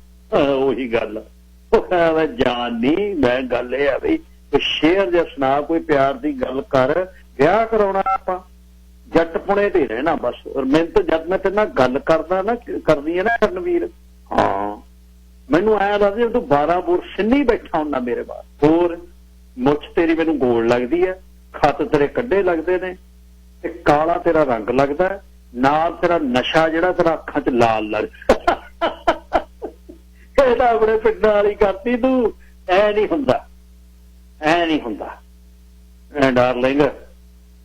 ਤੇ ਮੈਂ ਤਾਂ ਨਾ ਜੇ ਗੱਲ ਤੋੜ ਲਈ ਬਹੀਆਂ ਵਾਲੀ, ਮੈਂ ਡੈਡਲੀ ਅਗੇਂਸਟ ਹਾਂ ਜਾਤਾਂ ਪਾਤਾਂ। ਮਾਰਕਸਵਾਦ ਮੈਂ ਪੜ੍ਹਿਆ, ਬਹੁਤਾ ਰਿਫਾਰਮਡ ਬੰਦਾ ਤਾਂ ਨਹੀਂ ਮੈਂ ਹੈ, ਸਮਾਜਿਕ ਕ੍ਰਿਤੀਆਂ ਦੇ ਮੈਂ ਖਿਲਾਫ ਹਾਂ। ਗੱਲ ਸੱਚ ਕਰ, ਤੈਨੂੰ ਦੱਸਣਾ ਇੱਕ ਅੰਦਰਲੀ ਗੱਲ ਇੱਕ। ਦੱਸ, ਜਦ ਮੈਂ ਟੀਨੇਜਰ ਸੀ ਨਾ, ਪਹਿਲਾ ਪਿਆਰ ਵੀ ਮੇਰਾ ਹਿੰਦੂ ਕੁੜੀ ਨਾਲ, ਹੁਣ ਤੱਕ ਯਾਦ ਹੈ। ਹਿੰਦੂ ਸਿੱਖਾਂ 'ਚ ਕੋਈ ਫਰਕ ਨਹੀਂ ਕੁੜੀਏ, ਅਸੀਂ ਤਾਂ ਬੜੇ ਤੁਹਾਡੀ ਰੱਖਿਆ ਲਈ ਹੈ। ਨਿੱਕੀ ਜਿਹੀ ਗਲਤੀ ਤੋਂ ਨਹੀਂ ਐਵੇਂ ਗੱਲ ਕਰੀ ਸੀ, ਨਾਰਾਜ਼ਗੀ ਨਹੀਂ ਕਰਨੀ। ਨਿੱਕੀ ਜਿਹੀ ਗਲਤੀ ਨਾਰਾਜ਼ਗੀ, ਸ਼ੁਕਰ ਕਰ ਤੈਨੂੰ ਸਸਪੈਂਡ ਨਹੀਂ ਕੀਤਾ। ਜਿਹੜੀਆਂ ਗੱਲਾਂ ਤੂੰ ਕਰਦਾ ਅੱਜ ਫਿਰ ਹੱਸਣ ਲੱਗ ਗਿਆ। ਹੱਸਣਾ, ਮੇਰਾ ਮੂਡ ਖਰਾਬ ਆ, ਮੈਂ ਖਿੱਚ ਕੇ ਕਿਹਾ। ਜੇ ਮੂਡ ਠੀਕ ਕਰਦੇ ਆ ਤੇਰੇ ਤੋਂ ਨਹੀਂ ਹੋਣਾ, ਮੈਂ ਕਰੂੰ। ਜੇ ਨਾ ਹੋਇਆ ਫੇਰ ਉਹ ਕਰ ਦਿਆਂਗੇ। ਮੈਨੂੰ ਤੇਰਾ ਸ਼ਬਾਬ ਲੈ ਬੈਠਾ, ਰੰਗ ਗੋਰਾ ਗੁਲਾਬ ਲੈ ਬੈਠਾ। ਜਦ ਉਹਨੇ ਸ਼ੇਰ ਪੜਿਆ, ਓਹ ਅੱਛਾ ਆ ਵੀ ਕਹਾਣੀ ਹੈ। ਉਹਦੀ ਆਵਾਜ਼ ਉੱਚੀ ਹੋਰ ਲੈ 'ਚ ਹੋ ਗਈ। ਸ਼ਿਵ ਬਟਾਲਵੀ ਸਾਰਾ ਸੁਣਾ ਦਿੱਤਾ ਉਹਨਾਂ ਨੇ। ਮੀਤ ਅੱਛਾ ਆ ਵੀ ਸੰਗਤ ਕਰਦਾ ਹੈ। ਹੋਰ ਤੂੰ ਲਿਖਣਾ ਹੀ ਜਾਣਦੇ, ਕਿਤੇ ਅਸੀਂ ਨਹੀਂ ਜਾਣਦੇ ਕੁਛ। ਅੱਛਾ ਅਦਬੀ ਸੰਗਤ ਵਾਲਾ ਵੀ ਆ ਤੂੰ ਵੀ। ਜਰੀ ਵਾਲੀ ਵੀ ਪਤਾ ਨਹੀਂ ਪਾਉਂਦਾ ਲੰਮੀ ਕੋਟੀ। ਨਹੀਂ ਉਹ ਨਹੀਂ ਮੈਂ ਪਾਉਂਦਾ। ਪਸੰਦ ਆਇਆ ਹੋਰ ਸੁਣਾ। ਉਹਨੇ ਦੂਜਾ ਗੀਤ, ਤੀਜਾ, ਪੰਜਵਾਂ, ਅੱਧੀ ਰਾਤ ਤੱਕ ਗਾਉਂਦਾ ਰਿਹਾ। ਕਰਨੇ ਫਿਰ ਦੂਜੇ ਦਿਨ ਫੋਨ, ਅੱਛਾ ਮੈਂ ਇੱਕ ਗੱਲ ਹੋ ਗਈ ਅਚਾਨਕ, ਇੰਡੀਆ ਜਾਣਾ ਤੇ ਵਾਪਸੀ ਤੇ ਫਿਰ ਹੁਣ ਇੰਗਲੈਂਡ ਆਉਂ। ਤੇ ਤੂੰ ਸਾਡੇ ਘਰੇ ਜਾਈ, ਉੱਥੇ ਪਿੰਡ ਤੇਰੇ ਘਰ ਮੈਨੂੰ ਕੌਣ ਜਾਣਦਾ। ਮੈਂ ਫੋਨ ਕਰੂੰ, ਮੇਰਾ ਭਾਈ ਲੈ ਜੂ ਆ ਕੇ ਤੈਨੂੰ। ਤੇਰੇ ਭਾਈ ਨੂੰ ਮੈਂ ਕੀ ਦੱਸੂ? ਜਿਹੜਾ ਕੋਈ ਮਰਜ਼ੀ ਦੱਸਦੀ, ਪਰ ਇਹ ਨਾ ਕਿ ਤੁਹਾਡੀ ਕੁੜੀ ਨੂੰ ਨੇ ਪਹਿਲਾਂ ਮੈਨੂੰ ਛੇੜਿਆ ਸੀ। ਕਹਿਣਗੇ ਮੁੰਡੇ ਜੀ ਇਹਨੂੰ ਹਟੀ ਨਹੀਂ ਜਾ। ਬਹੁਤ ਹੱਸੇ। ਕਰਨ ਇੰਡੀਆ ਚਲੇ ਗਿਆ। ਮੈਂ ਘਰੇ ਫੋਨ ਕਰਕੇ ਭਰਜਾਈ ਨੂੰ ਸ਼ੇਅਰ ਕੀਤਾ। ਉਹ ਕਹੀ ਇਹ ਤਾਂ ਬਹੁਤ ਚੰਗੀ ਗੱਲ ਆ ਗੁੱਡੀ, ਅਸੀਂ ਤਾਂ ਤੇਰੇ ਫਿਕਰ 'ਚ ਸਾਰੀ ਰਾਤ ਨਹੀਂ ਸੌਂਦੇ, ਤੇਰੀ ਲਾਈਫ ਸੈੱਟ ਹੋ ਜਾਵੇ, ਮੈਂ ਅੱਜ ਹੀ ਤੇਰੇ ਵੀਰ ਜੀ ਨੂੰ ਭੇਜਦੀ। ਇੰਨੀ ਕਾਹਲੀ ਨਾ ਕਰੋ ਤੁਸੀਂ, ਸਿਰਫ ਮੁੰਡੇ ਨੂੰ ਉਦਾਂ ਹੀ ਅੱਖਾਂ 'ਚ ਕੱਢਿਆ। ਮੈਂ ਤਾਂ ਹਾਲ ਇਹਨੂੰ ਦੇਖਿਆ ਵੀ ਨਹੀਂ, ਕੁਦਰਤੀ ਇੰਡੀਆ ਹੈ। ਜੇ ਵੀਰ ਦੇਖ ਲਏ ਤਾਂ ਤਸੱਲੀ ਹੋ ਜੂ, ਨਾਲੇ ਸੈਕੰਡ ਓਪੀਨੀਅਨ ਹੋ ਜੂ। ਐਡੀ ਵੱਡੀ ਗੱਲ ਨਹੀਂ ਭਾਬੀ ਜੀ। ਜੇ ਮੁੰਡਾ ਜੱਚ ਗਿਆ, ਅਸੀਂ ਗੁੱਡੀ ਰੁਪਈਆ ਫੜਾਇਆ ਹੁਣ ਨਹੀਂ, 98 ਫੜਾ ਦਿਓ, 98 ਮੈਂ ਆਪੇ ਦਊ। ਤੂੰ ਨਾ ਹਟੀ, ਮਜ਼ਾਕ ਕਰ ਲੋ, ਸਮਾਂ ਨਾ ਬਰਬਾਦ ਕਰ। ਸੀਰੀਅਸ ਪੂਰਾ ਜਵਾਕ ਆ ਰੋਜ਼ ਪੁੱਛ ਲਿਆ ਵੀ ਅਸੀਂ ਫੁੱਫੜ ਦੇਖਣਾ। ਜਵਾਕ ਪੁੱਤੋਏ ਉਰੇ ਆਓ, ਉਰੇ ਆਓ ਬੇਟਾ, ਤੁਹਾਡੀ ਭੂਆ ਸੱਦਦੀ ਹੈ। ਭੂਆ ਜੀ ਸਤਿ ਸ੍ਰੀ ਅਕਾਲ। ਸਤਿ ਸ੍ਰੀ ਅਕਾਲ ਪੁੱਤ। ਇਹੋ ਕਹਿ, ਹਾਂ ਭੂਆ ਜੀ। ਫੁੱਫੜ ਫੁੱਫੜ ਨਹੀਂ, ਐ ਨਹੀਂ ਕਹਿਣਾ ਪੁੱਤ, ਕਹਿ ਫੁੱਫੜ। ਉਹ ਨਹੀਂ, ਫਿਰ ਤੈਨੂੰ ਪਾਉਂਡ ਨਹੀਂ ਮੈਂ ਭੇਜਣੇ ਤੇਰੇ ਬਰਥਡੇ ਤੇ। ਕਹਿ ਫੁੱਫੜ ਫੁੱਫੜ। ਹਾਂ ਹੋਇਆ ਮੇਰਾ ਭਤੀਜਾ। ਬਸ ਆਪਾਂ ਵੀ ਕਹਾ ਤਾਂ ਫੁੱਫੜ। ਚਲ ਠੀਕ ਹੈ। ਕਰਨ ਦਾ ਕੋਈ ਫੋਨ ਨਾ ਆਇਆ। ਇੱਕ ਦਿਨ ਫੋਨ ਆਇਆ, ਮੈਨੂੰ ਫੋਨ ਕਰ ਗਿਆ, ਫੋਨ ਹੀ ਨਹੀਂ ਕੀਤਾ। ਕਿਉਂ? ਤੇਰਾ ਫੋਨ ਦੁਖਦਾ ਹੈ। ਮੈਂ ਆਪਣਾ ਅਕੀਦਾ ਨਾ ਛੱਡਦੀ। ਉਹ ਇੰਡੀਆ ਤੋਂ ਇੰਗਲੈਂਡ ਦੀਆਂ ਤਾਰਾਂ ਖਰਾਬ ਨੇ, ਲਾਈਨ ਨਹੀਂ ਮਿਲਦੀ। ਉਹ ਵੀ ਬੋਲਿਆ, ਜਿਹੜੇ ਬੰਦੇ ਤੋਂ ਢਿੱਲੀ ਭੂੰਦੀਆਂ ਲਾਈਨਾਂ ਨਹੀਂ ਮਿਲਦੀਆਂ, ਮੇਰੇ ਦਿਲ ਦੀਆਂ ਵੀ ਨਹੀਂ ਲਾਈਨਾਂ ਮਿਲਦੀਆਂ। ਕਰਨਵੀਰ ਸਿੰਘ, ਮੈਂ ਇੱਧਰੋਂ ਕਿਹਾ ਉਹ ਛੱਡ ਯਾਰ, ਮੈਨੂੰ ਪਲੀਜ਼ ਫੋਨ ਕਰ ਲਿਆ ਕਰ, ਤੇਰੀ ਆਵਾਜ਼ ਸੁਣ ਮੇਰਾ ਤਰ ਗਿਆ ਮੇਰਾ ਜੀ। ਅੱਛਾ ਦਿਨ ਹੋ ਗਏ 22 ਤੇਰੇ ਗਏ ਨੂੰ, ਫੋਨ ਤਾਂ ਕੀਤਾ ਪਹਿਲਾਂ ਤੇ ਹਲੇ ਆਵਾਜ਼ ਖਾਨ ਸੁਣਨ ਨੂੰ ਤਰਸ ਗਿਆ ਤੂੰ। ਬਸ ਆਉਣੇ ਵਾਲਾ ਹੀ ਹੈ, ਸਾਖਸ਼ਾਤ ਦੇਖ ਲੈਣਾ ਤੈਨੂੰ। ਅੱਛਾ ਸਾਖਸ਼ਾਤ ਦੇਖੋਗੇ, ਕੋਈ ਗੱਲ ਨਹੀਂ। ਹਰ ਰੋਜ਼ ਇੰਡੀਆ ਲੰਡਨ ਗੱਲ ਹੋਣ ਲੱਗੀ। ਭਰਾ ਦਾ ਫੋਨ ਆਇਆ 4 ਵਜੇ, ਮੈਨੂੰ ਕਹਿਣਾ ਮੁੰਡਾ ਬਹੁਤ ਵਧੀਆ, ਬੀਬਾ ਕਲਾਸ 1, ਤੇਰੇ ਨਾਲ ਕੱਟ ਲੂ। ਬਸ ਉਹਨਾਂ ਨਾਲ ਗੱਲ ਕਰਨਗੇ, ਮਾੜਾ ਜਿਹਾ ਆਪਣਾ ਟੈਂਪਰਾਮੈਂਟ ਠੀਕ ਰੱਖੇ, ਧਿਆਨ ਨਾ ਦਈ ਇਹਨੂੰ। ਭਰਾ ਨੇ ਬੜੇ ਭਾਈ ਦੇ ਤੌਰ ਤੇ ਗੱਲ ਇਹ ਨਾ ਸੁਝੀ। ਬੇਸੀ ਦੇਖਣ ਪੱਖ ਨੂੰ ਕਿਵੇਂ ਲੱਗਦਾ, ਫੈਮਿਲੀ ਕਿਹੋ ਜਿਹੀ ਆ, ਬਹੁਤ ਹੈਂਡਸਮ। ਇੱਟਾਂ ਦੇ ਮੁੰਡੇ ਜਿਵੇਂ ਸਮਾਰਟ ਜੇ ਹੁੰਦੇ ਨੇ, ਮਤਲਬ ਕਲੀਨ ਸ਼ੇਪ ਜੇ। ਜਿਸ ਤਰ੍ਹਾਂ ਦੇ ਮੁੰਡੇ ਸਮਾਰਟ ਭਾਜੀ, ਤੇ ਕਲੀਨ ਸ਼ੇਪ। ਆਪਣੇ ਪਿੰਡਾਂ ਕਲੀਨ ਸ਼ੇਪ, ਸਮਾਰਟ, ਸੁਭਾਅ ਬਹੁਤ ਵਧੀਆ, ਗੱਲਾਂ ਕਰਦਾ, ਹੱਸੀ ਜਾਂਦਾ। ਬੂ ਨਹੀਂ ਕੈਨੇਡਾ ਦੀ, ਐਡੇ ਬੜੇ ਘਰ ਦਾ। ਤੈਨੂੰ ਪਤਾ ਪੈੜੀ ਕਿੰਨੀ ਹੈ? ਆਪਣੇ ਨਾਲੋਂ ਵੱਧ ਨਹੀਂ ਹੋਣੀ। ਨਹੀਂ ਆਪਣੀ ਨਹੀਂ, 72 ਕਿੱਲੇ ਪੈੜੀ ਦੇ ਨੇ, ਕੱਲਾ ਪੁੱਤ ਹੈ। 70 ਕਹਿੰਦੇ ਵੀਰ ਜੀ, 50 ਕਹਿੰਦੇ 72 ਕਿਉਂ कहना है ही 72 ਇਹ ਤੋਂ ਪਤਾ ਕੀਤਾ ਆੜਤੀਏ ਤੋਂ ਕਿਹੜੇ ਆੜਤੀਏ ਤੋਂ ਆੜਤੀਏ ਤੋਂ ਨਹੀਂ ਪਟਵਾਰੀ ਤੋਂ ਕਿਹੜੇ ਪਟਵਾਰੀ ਤੋਂ ਨਰੰਗ ਕਿਹੜਾ ਬੋਹੇ ਵਾਲਾ ਜਿਹੜਾ ਆਪਣੇ ਆਪਣੀ ਬਹੀਆਂ ਤੇ ਲਵਾਉਂਦਾ ਹੀ ਗੁੱਠੇ ਜੱਟਾਂ ਦੇ ਆ ਕੇ ਆਹੋ ਹੀ 72 ਚੋਂ ਗਹਿਣੇ ਕਿੰਨੀਆਂ ਇਹ ਵੀ ਪਤਾ ਕਰ ਲੈਣੀ ਸੀ ਚੱਲ ਤੂੰ ਕਿਉਂ ਕਮਲੀ ਹੋਈ ਆ ਕਦ ਛੱਡੇਂਗੀ ਇਹ ਖਹਿੜਾ ਤੂੰ ਸਾਡਾ ਸਾਨੂੰ ਸੁਰਖਰੂ ਹੋਣ ਦੇ ਚੱਲ ਮੈਂ ਕੀ ਲੈਣਾ ਚਾਹ ਸਾਰਿਆਂ ਤੇ ਗੁੱਠਾ ਲੱਗਿਆ ਮੈਂ ਤਾਂ ਲੈਂਦਾ ਰਹਿਣਾ ਅੱਛਾ ਹੋਰ ਮੁੰਡੇ ਨੂੰ ਐਡਜਸਟ ਕਰ ਲਈ ਮੁੰਡਾ ਸ਼ਕੀਨ ਆ ਕੰਨਾਂ 'ਚ ਮੁੰਦਰਾਂ ਵੀ ਪਾਈਆਂ ਹੋਈਆਂ ਨੇ ਮੁੰਦਰਾਂ ਨਿਸ਼ਾਨੀਆਂ ਫਕੀਰ ਦੀਆਂ ਮੈਂ ਸੋਚਿਆ ਦੇਖਿਆ ਭਾਬੀ ਨੇ ਫੜ ਲਿਆ ਤੇਰਾ ਵੀਰ ਜੀ ਕਿਤੇ ਨੱਕ ਹੇਠ ਕਰਦਾ ਜਿਵੇਂ ਤੇਰੇ ਨੱਕ ਥੱਲੇ ਨਹੀਂ ਆਉਂਦਾ ਮੁੰਡੇ ਨੂੰ ਫਾਈਨਲ ਕਰੀ ਬੈਠਾ ਭਰਾ ਨੂੰ ਕਿਤੇ ਛੇਤੀ ਪਸੰਦ ਆਉਂਦਾ ਸੀ ਇਹਨੂੰ ਕਿਵੇਂ ਕਰਿਆ ਥੋੜੀ ਬਾਅਦ ਕਰਨਾ ਮੁੰਡਾ ਕੀ ਕਿਹਾ ਫਿਰ ਮੇਰੇ ਸਾਲੇ ਨੇ ਮੁੰਡਾ ਪਸੰਦ ਆ ਕਿ ਨਹੀਂ ਰਿਜ਼ਲਟ ਛਾਨਣ ਲਈ ਤਾਂ ਭਰਾ ਨੂੰ ਤਾਂ ਬਹੁਤ ਪਸੰਦ ਆ ਪਰ ਮੈਂ ਕਿਵੇਂ ਕਹਾਂ ਮੈਂ ਤਾਂ ਦੇਖਿਆ ਨਹੀਂ ਹਲੇ ਤਸਵੀਰ ਭੇਜਾਂ ਨਾ ਹੁਣ ਤਸਵੀਰ ਨਹੀਂ ਹੁਣ ਤਾਂ ਬਲਾਈਂਡ ਡੇਟ ਹੀ ਆ ਬਲੈਕ ਚੈੱਕ ਹੀ ਆ ਬਸ I'm waiting for that time when you're arriving at Heathrow ਮੈਂ ਮੂਹਰੇ ਹੋ ਗਿਆ ਓਕੇ ਠੀਕ ਹੈ ਗੱਲੇ ਕੋਈ ਨਹੀਂ ਮੈਂ ਆਪਣੀ ਜਿਗਰੀ ਸਹੇਲੀ ਨੂੰ ਦੱਸਿਆ ਸਹੇਲੀ ਦੇ ਬੱਚਿਆਂ ਦੀ ਮਾਂ ਸੀ ਖੁਸ਼ਹਾਲ ਵਿਵਾਹਤ ਬੜੀ ਖੁਸ਼ੀ ਦੀ ਗੱਲ ਹੈ ਪ੍ਰਿਆ ਫੋਟੋਆਂ 'ਚ ਕੀ ਪਿਆ ਪੁਰਾਣੇ ਜ਼ਮਾਨੇ 'ਚ ਲੋਕ ਵਿਆਹ ਜਵਾਕ ਹੋਣ ਤੋਂ ਬਾਅਦ ਦੇਖਦੇ ਸੀ ਉਹ ਕਾਇਮ ਰਹੇ ਮੇਰਾ ਇੱਕ ਏਸ਼ੀਅਨ ਕਲੀਗ ਆ ਸੈਮ ਉਹਦਾ ਨਾਮ ਪੂਰਾ ਸਮੀਤ ਸਿੰਘ ਸੀ ਉਹਦੇ ਨਾਲ ਵੀ ਗੱਲ ਕੀਤੀ ਚੀਨੀਆਂ ਦਾ ਜੰਪਲ ਪੰਜਾਬੀ ਦਾ ਮਾਹਰ ਕਹਾਵਤਾਂ ਚੁਟਕਲੇ ਬਹੁਤ ਸੁਣਾਉਂਦਾ ਤੇ ਉਹਨੂੰ ਗੱਲ ਦੱਸਿਆ ਇੱਕ ਦਿਨ ਦਫ਼ਤਰ ਬੰਦ ਕਰੇ ਮੁੰਡਾ ਲੱਭਿਆ ਨਾ ਮੈਨੂੰ ਮੇਰੇ ਹਾਰ ਦਾ ਰੋਲ ਗਈ ਜਵਾਨੀ ਚੰਦਰੀ ਦਫ਼ਤਰ ਬੰਦ ਤੋਂ ਪਹਿਲਾਂ ਪਰ ਤੈਨੂੰ ਕੀ ਪਤਾ ਅਸੀਂ ਬੀਬੀ ਜੀ ਬਾਹਰੋਂ ਕਾਰ ਦੇਖ ਕੇ ਮਾਈਲੇਜ ਦੱਸ ਦਿੰਦੇ ਆ ਉਹਦੀ ਗੱਲ ਸੁਣ ਕੇ ਮੈਂ ਹੱਸੀ ਸੈਮ ਖੁਦ ਵਿਵਾਹਤ ਬਾਲ ਬੱਚੇ ਦਾ ਸੀ ਪਰ ਕਿਸੇ ਨੂੰ ਵਿਆਹ ਕਰਾਉਣ ਲਈ ਹਾਂ ਨਾ ਕਰ ਜੇ ਮੈਨੂੰ ਦੂਜੀ ਵਾਰ ਰੱਬ ਦੇ ਦੇਵੇ ਨਾ ਜਨਮ ਵਿਆਹ ਨਾ ਕਰਾਵਾ ਇਸ ਲਈ ਮੇਰੇ ਵਿਆਹ ਦੀ ਗੱਲ ਸੁਣ ਕੇ ਨੱਕੇ ਡਗ ਕਰਦੀ ਕੁੜੀ ਤੂੰ ਏਦਾਂ ਹੀ ਲਿਸ਼ਕਦੀ ਰਹਿ ਵਿਆਹ ਕਰਾ ਕੇ ਖੁਰਜੇਗੀ ਵਿਆਹ ਖਾ ਜੂਗਾ ਤੈਨੂੰ ਸਭ ਕੁਝ ਭੁੱਲ ਜਾਏਗੀ ਬੰਦੇ ਨੂੰ ਖੁਸ਼ ਕਰਨ ਦੀ ਕੋਸ਼ਿਸ਼ 'ਚ ਥਾਣੇਦਾਰ ਕੀ ਨੌਕਰੀ ਤੇਰੀ ਮੇਰੇ ਵਰਗਿਆਂ ਦੇ ਰੋਹ ਮਾਰਦੀਆਂ ਸਲੂਟਾਂ ਵੱਜਦੀਆਂ ਆਹਾ ਨਾ ਪਾਲੀ ਸਲੂਟ ਮੈਂ ਤੈਨੂੰ ਮਾਰਨੇ ਪੈਣਗੇ ਮੈਂ ਕਿਹਾ ਕੀ ਹੋ ਜੂ ਸਹਿਮ ਵਿਆਹ ਤੋਂ ਬਾਅਦ ਮੜਕ ਨਹੀਂ ਰਹਿਣੀ ਤੇਰੀ ਕਰ ਦੇਣਗੇ ਜੱਟਾਂ ਦੇ ਪੁੱਤ ਗਾਜਰ ਗਈ ਇੰਨਾ ਜੱਟ ਬਥੇਰੇ ਗਾਜਰ ਗਏ ਕੀਤੇ ਇੱਕ ਹੋਰ ਸਾਡਾ ਮੁੰਡਾ ਜਿਹੜਾ ਮੇਰੇ ਘਰੇ ਆਉਂਦਾ ਸੇਵਕ ਨਹੀਂ ਸੀ ਅਰਥਾਂ ਦਾ ਸੇਵਕ ਸੀ ਦਿਮਾਗੀ ਉਹਨੂੰ ਕੋਈ ਮੁਸ਼ਕਲ ਸੀ ਮੈਂ ਉਹਨੂੰ ਠੀਕ ਕਰ ਦਿੱਤਾ ਤੇ ਉਹ ਬਹੁਤ ਖੁਸ਼ ਰਹਿ ਕੇ ਸਾਰਾ ਦਿਨ ਘਰੇ ਕੰਮ ਕਈ ਵਾਰ ਕਰਦਾ ਜਿੱਦਣ ਮੈਂ ਘਰੇ ਹੁੰਦੀ ਉਹਨੂੰ ਸੱਦ ਲੈਂਦੀ ਰੋਟੀ ਪਾਣੀ ਬਣਾਉਂਦਾ ਸਫਾਈਆਂ ਸ਼ਾਪਿੰਗ ਤੱਕ ਮਹਿਮਾਨ ਆਉਂਦਾ ਲੀਲ ਖਾਣੇ ਬਣਾਉਂਦਾ ਬਸ ਉਹ ਦੀਦੀ ਕਹਿ ਕੇ ਭੱਜਿਆ ਫਿਰ ਉਮਰ ਤੋਂ ਮੇਰੇ ਨਾਲੋਂ ਵੱਡਾ ਸੇਵਕ ਨੰਬਰ ਮੈਨੂੰ ਦੀਦੀ ਕਹਿ ਕੇ ਬਣਾਉਂਦਾ ਮੈਨੂੰ ਚੰਗਾ ਵੀ ਲੱਗਦਾ ਮੈਂ ਤੇਰੇ ਤੋਂ ਛੋਟੀਆਂ ਸੇਵਕ ਭੈਣਾਂ ਹਮੇਸ਼ਾ ਵੱਡੀਆਂ ਹੁੰਦੀਆਂ ਪਹਿਲੇ ਦਿਨ ਕੰਧ ਪੇਟ ਕਰਨ ਤੋਂ ਬਾਅਦ ਮੇਰੇ ਕੋਲ ਆ ਕੇ ਕਹਿੰਦਾ ਦੀਦੀ ਜੀਜਾ ਜੀ ਕਿੱਥੇ ਨੇ ਜਦ ਪਹਿਲੀ ਵਾਰ ਆਇਆ ਮੈਨੂੰ ਤਾਂ ਖੁਦ ਨਹੀਂ ਪਤਾ ਕੀ ਮਤਲਬ ਤੈਨੂੰ 12 ਸਾਲ 'ਚ ਪਤਾ ਨਹੀਂ ਲੱਗਿਆ ਤੇ ਜੀਜਾ ਜੀ ਕਿੱਥੇ ਆ ਤੈਨੂੰ ਮੈਨੂੰ 12 ਘੰਟਿਆਂ 'ਚ ਕਿਵੇਂ ਪਤਾ ਲੱਗ ਤੂੰ ਮਾਈਂਡ ਨਾ ਕਰ ਦੀਦੀ ਵੈਸੇ ਪੁੱਛਿਆ ਘਰ ਦੇ ਕਰਾਣੇ ਕਾਗਜ਼ ਫੋਟੋ ਨੇ ਮੇਰੇ ਐਕਸ ਹਸਬੈਂਡ ਦੀ ਫੋਟੋ ਦੇਖ ਸਾਲਾ ਕਿੰਨਾ ਬਦਕਿਸਮਤ ਸੀ ਸਾਡੀ ਭੈਣ ਨੂੰ ਅਕਲਮੰਦ ਹੁੰਦਾ ਤੇਰੇ ਪੈਰ ਤੋਂ ਉਹਨੂੰ ਤਾਂ ਹੁਣ ਡਾਕਟਰ ਦੇ ਤੌਰ ਤੇ ਸਾਈਕੋਲੋਜਿਸਟ ਦੇ ਤੌਰ ਤੇ ਉਹਨੂੰ ਕੀ ਪਤਾ ਮੇਰਾ ਕੀ ਹੈ ਹੁਣ ਗੱਲਾਂ ਚੱਲ ਪਈਆਂ ਬਈ ਉਹਨੇ ਆਉਣਾ ਤੇ ਬਸ ਕੀ ਬਣਾਉਣਾ ਇੱਕ ਦਿਨ ਮੈਨੂੰ ਪੁੱਛਿਆ ਕੀ ਖਾਂਦੇ ਹੋ ਤੁਸੀਂ ਕੀ ਪਸੰਦ ਕਰਦੇ ਹੋ ਜਲੇਬੀਆਂ ਬਹੁਤ ਪਸੰਦ ਅੱਛਾ ਇਹ ਤਾਂ ਜਲੇਬੀਆਂ ਦਾ ਕੰਮ ਕਰ ਦਾਂਗੇ ਕਰ ਦਿੰਦੇ ਆ ਇਕੱਠਾ ਕੰਮ ਤੇ ਇਹਦੇ ਬਾਅਦ ਇੰਡੀਆ ਦਾ ਦਿਨ ਆ ਗਿਆ ਫਲਾਈਟ ਉਤਰਨ ਵਾਲੀ ਆ ਮੁਸਾਫਰ ਹੌਲੀ ਹੌਲੀ ਬਾਹਰ ਆ ਗਏ ਖੂਬਸੂਰਤ ਬੰਦੇ ਕੋਲ ਦੀ ਲੰਘ ਆ ਗਏ ਇੱਕ ਬੰਦਾ ਮੂਹਰੇ ਆ ਕੇ ਖੜ ਗਿਆ ਅਯੂਪੀਆ ਉਹਨੇ ਮੇਰੇ ਕੋਲ ਆ ਕੇ ਰੱਖਿਆ ਯੈਸ ਕਰਨ ਆ ਕੇ ਉਹਨੇ ਮੈਨੂੰ ਗਲਬਖੜੀ ਚ ਲੈ ਕਲਪਨਾ ਨੂੰ ਚਾਲੀ ਝਟਕਾ ਲੱਗਾ ਮੇਰੇ ਖਿਆਲ ਚ ਨਾਇਕ ਵਰਗਾ ਨਹੀਂ ਸੀ ਕਲਪਨਾ ਚ ਮੈਨੂੰ ਤਾਂ ਕੋਈ ਪਤਲਾ ਲੰਬਾ ਗੋਰੇ ਰੰਗ ਦਾ ਗੁਲਾਬੀ ਝੰਡੇ ਵਾਲਾ ਮੁੰਡਾ ਬਸਿਆ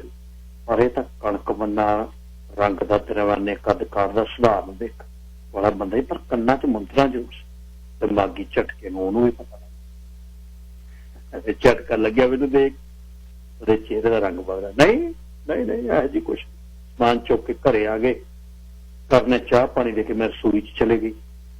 मैं ਉਹਦੇ ਕੋਲ ਬਹਿਣਾ ਸੀ, ਸੇਵਕ ਨੇ ਸਭ ਕੁਝ ਬਣਾਉਣਾ ਸੀ, मैं ਉਹਦੇ ਕੋਲ ਬੈਠ ਨਾ ਸਕਦਾ।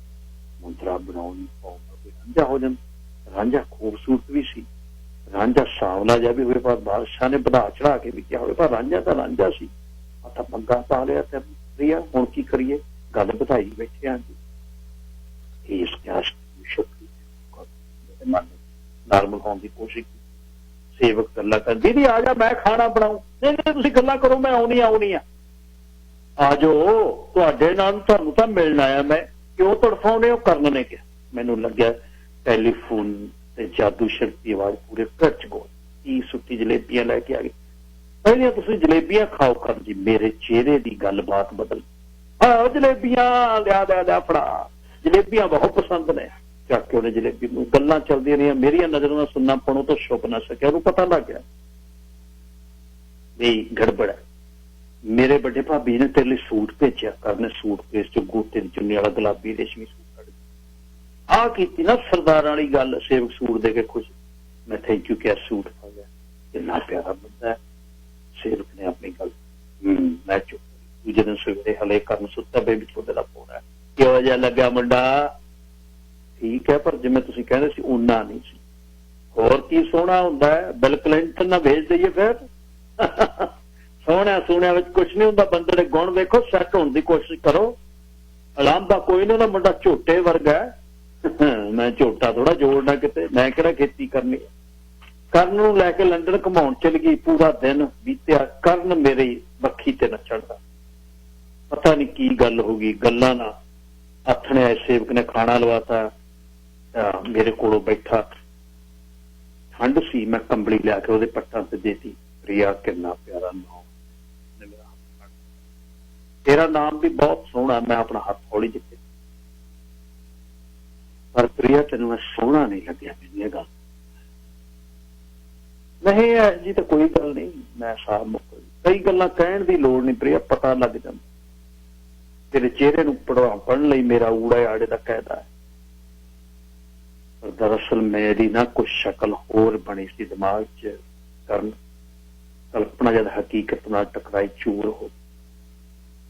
ਇਹ ਨਹੀਂ ਮਤਲਬ ਮੈਂ ਤੈਨੂੰ ਤੋੜ ਕੇ ਰਿਜੈਕਟ ਕਰਤਾ। ਆਈ ਲਾਈਕ ਯੂ, ਪਰ ਮੇਰਾ ਸੱਚ ਇਹ ਹੈ। ਕੀ ਚੰਗਾ ਲੱਗਾ ਤੈਨੂੰ? ਮੈਂ ਤੇਰੀ ਆਵਾਜ਼, ਅਸੀਂ ਕਲਪਨਾ ਦੇ ਪੰਛੀ ਹੁੰਦੇ, ਆਵਾਜ਼ਾਂ ਵਾਲਾ ਲਿਖਣ ਲੁਖਣ ਵਾਲੇ, ਆਵਾਜ਼ ਤੇਰੀ ਬਹੁਤ ਵਧੀਆ ਸੀ। ਮੇਰੀ ਆਵਾਜ਼ ਵੀ ਮੈਂ ਹੀ ਹੈ ਤੇ ਮੈਂ ਇਹਦੇ 'ਚ ਹੀ ਹਾਂ। ਆਵਾਜ਼ਾਂ ਨੂੰ ਪਿਆਰ ਕਰਨ ਵਾਲੀ ਕੁੜੀ ਹੈ ਤੂੰ। ਕਦੇ ਖਾਮੋਸ਼ੀ ਨੂੰ ਸੁਣਤਾ ਸਹੀ। ਖਾਮੋਸ਼ੀ ਤੋਂ ਮੈਨੂੰ ਡਰ ਲੱਗਦਾ ਹੈ। ਤੇਰੀ ਆਵਾਜ਼ ਮੈਨੂੰ ਵਧੀਆ ਲੱਗਦੀ ਹੈ, ਪਰ ਮੈਨੂੰ ਡਰ ਲੱਗਦਾ। ਤੇਰੇ ਅੰਦਰ ਗਲੇਸ਼ੀਅਰ ਜੰਮੇ ਨੇ ਜਿਹੜੇ ਪਿਘਲਦੇ। ਜਦ ਆਦਮੀ ਬਹੁਤ ਚਿਰ ਇਕੱਲਾ ਰਹਿ ਜਾਂਦਾ, ਉਹਦੀਆਂ ਫੀਲਿੰਗਸ ਫਰੀਜ਼ ਹੋ ਜਾਂਦੀਆਂ ਨੇ। ਗਰਮ ਕਰਨੀ ਪਹਿਲਾਂ ਡਿਫਰੋਸਟ ਕਰਨਾ ਪੈਂਦਾ, ਵਰਨਾ ਕੱਚੀਆਂ ਰਹਿ ਜਾਂਦੀਆਂ। ਕਿਉਂ? ਮੇਰੇ 'ਚ ਸੇਕ ਨਹੀਂ, ਤੇਰੀਆਂ ਫੀਲਿੰਗਸ ਡਿਫਰੋਸਟ ਨਹੀਂ ਹੁੰਦੀਆਂ। ਫੀਲਿੰਗ ਡਿਫਰੋਸਟ ਹੋ ਗਈਆਂ ਸੀ ਜਦ ਤੇਰੇ ਨਾਲ ਫੋਨ ਤੇ ਗੱਲ ਕੀਤੀ ਸੀ। ਫਿਰ ਕਨਫਿਊਜ਼ ਕਿਉਂ? ਮੈਨੂੰ ਖੁਦ ਨਹੀਂ ਪਤਾ। ਇਹੀ ਸਾਰੀ ਦੇਸੀ ਤੀਵੀਆਂ ਦੀ ਮੁਸ਼ਕਲ ਹੈ। ਜਿਹੜੀ ਚੀਜ਼ ਦੀ ਲੋੜ ਹੋਵੇ ਉਹ ਮੂੰਹੋਂ ਨਹੀਂ ਕਹਿੰਦੀਆਂ। ਜੇ ਕੋਈ ਗੋਰੀ ਹੁੰਦੀ ਨਾ, ਮੈਨੂੰ 10 ਮਿੰਟ 'ਚ ਹੈਂਡਲ ਕਰ ਲੈਣੀ। ਤੇ ਨਾਲ ਗੱਲ ਕਰਦੇ ਨੂੰ ਮੈਨੂੰ 3 ਦਿਨ ਹੋ ਗਏ।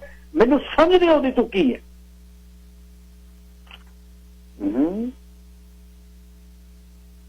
ਦੇਸੀ ਬੰਦੇ ਵੀ ਵੱਡਾ ਹੋਣ ਦਾ ਪਖੰਡ ਕਰਦੇ ਨੇ। ਮਾਰਕਸਵਾਦ, ਫਲਾਣਾਵਾਦ, ਢਿਮਕਾਵਾਦ, ਵੱਡੀਆਂ ਆਈਡੀਓਲੋਜੀਆਂ। ਅੰਦਰ ਕੱਖ ਨਹੀਂ ਹੈ।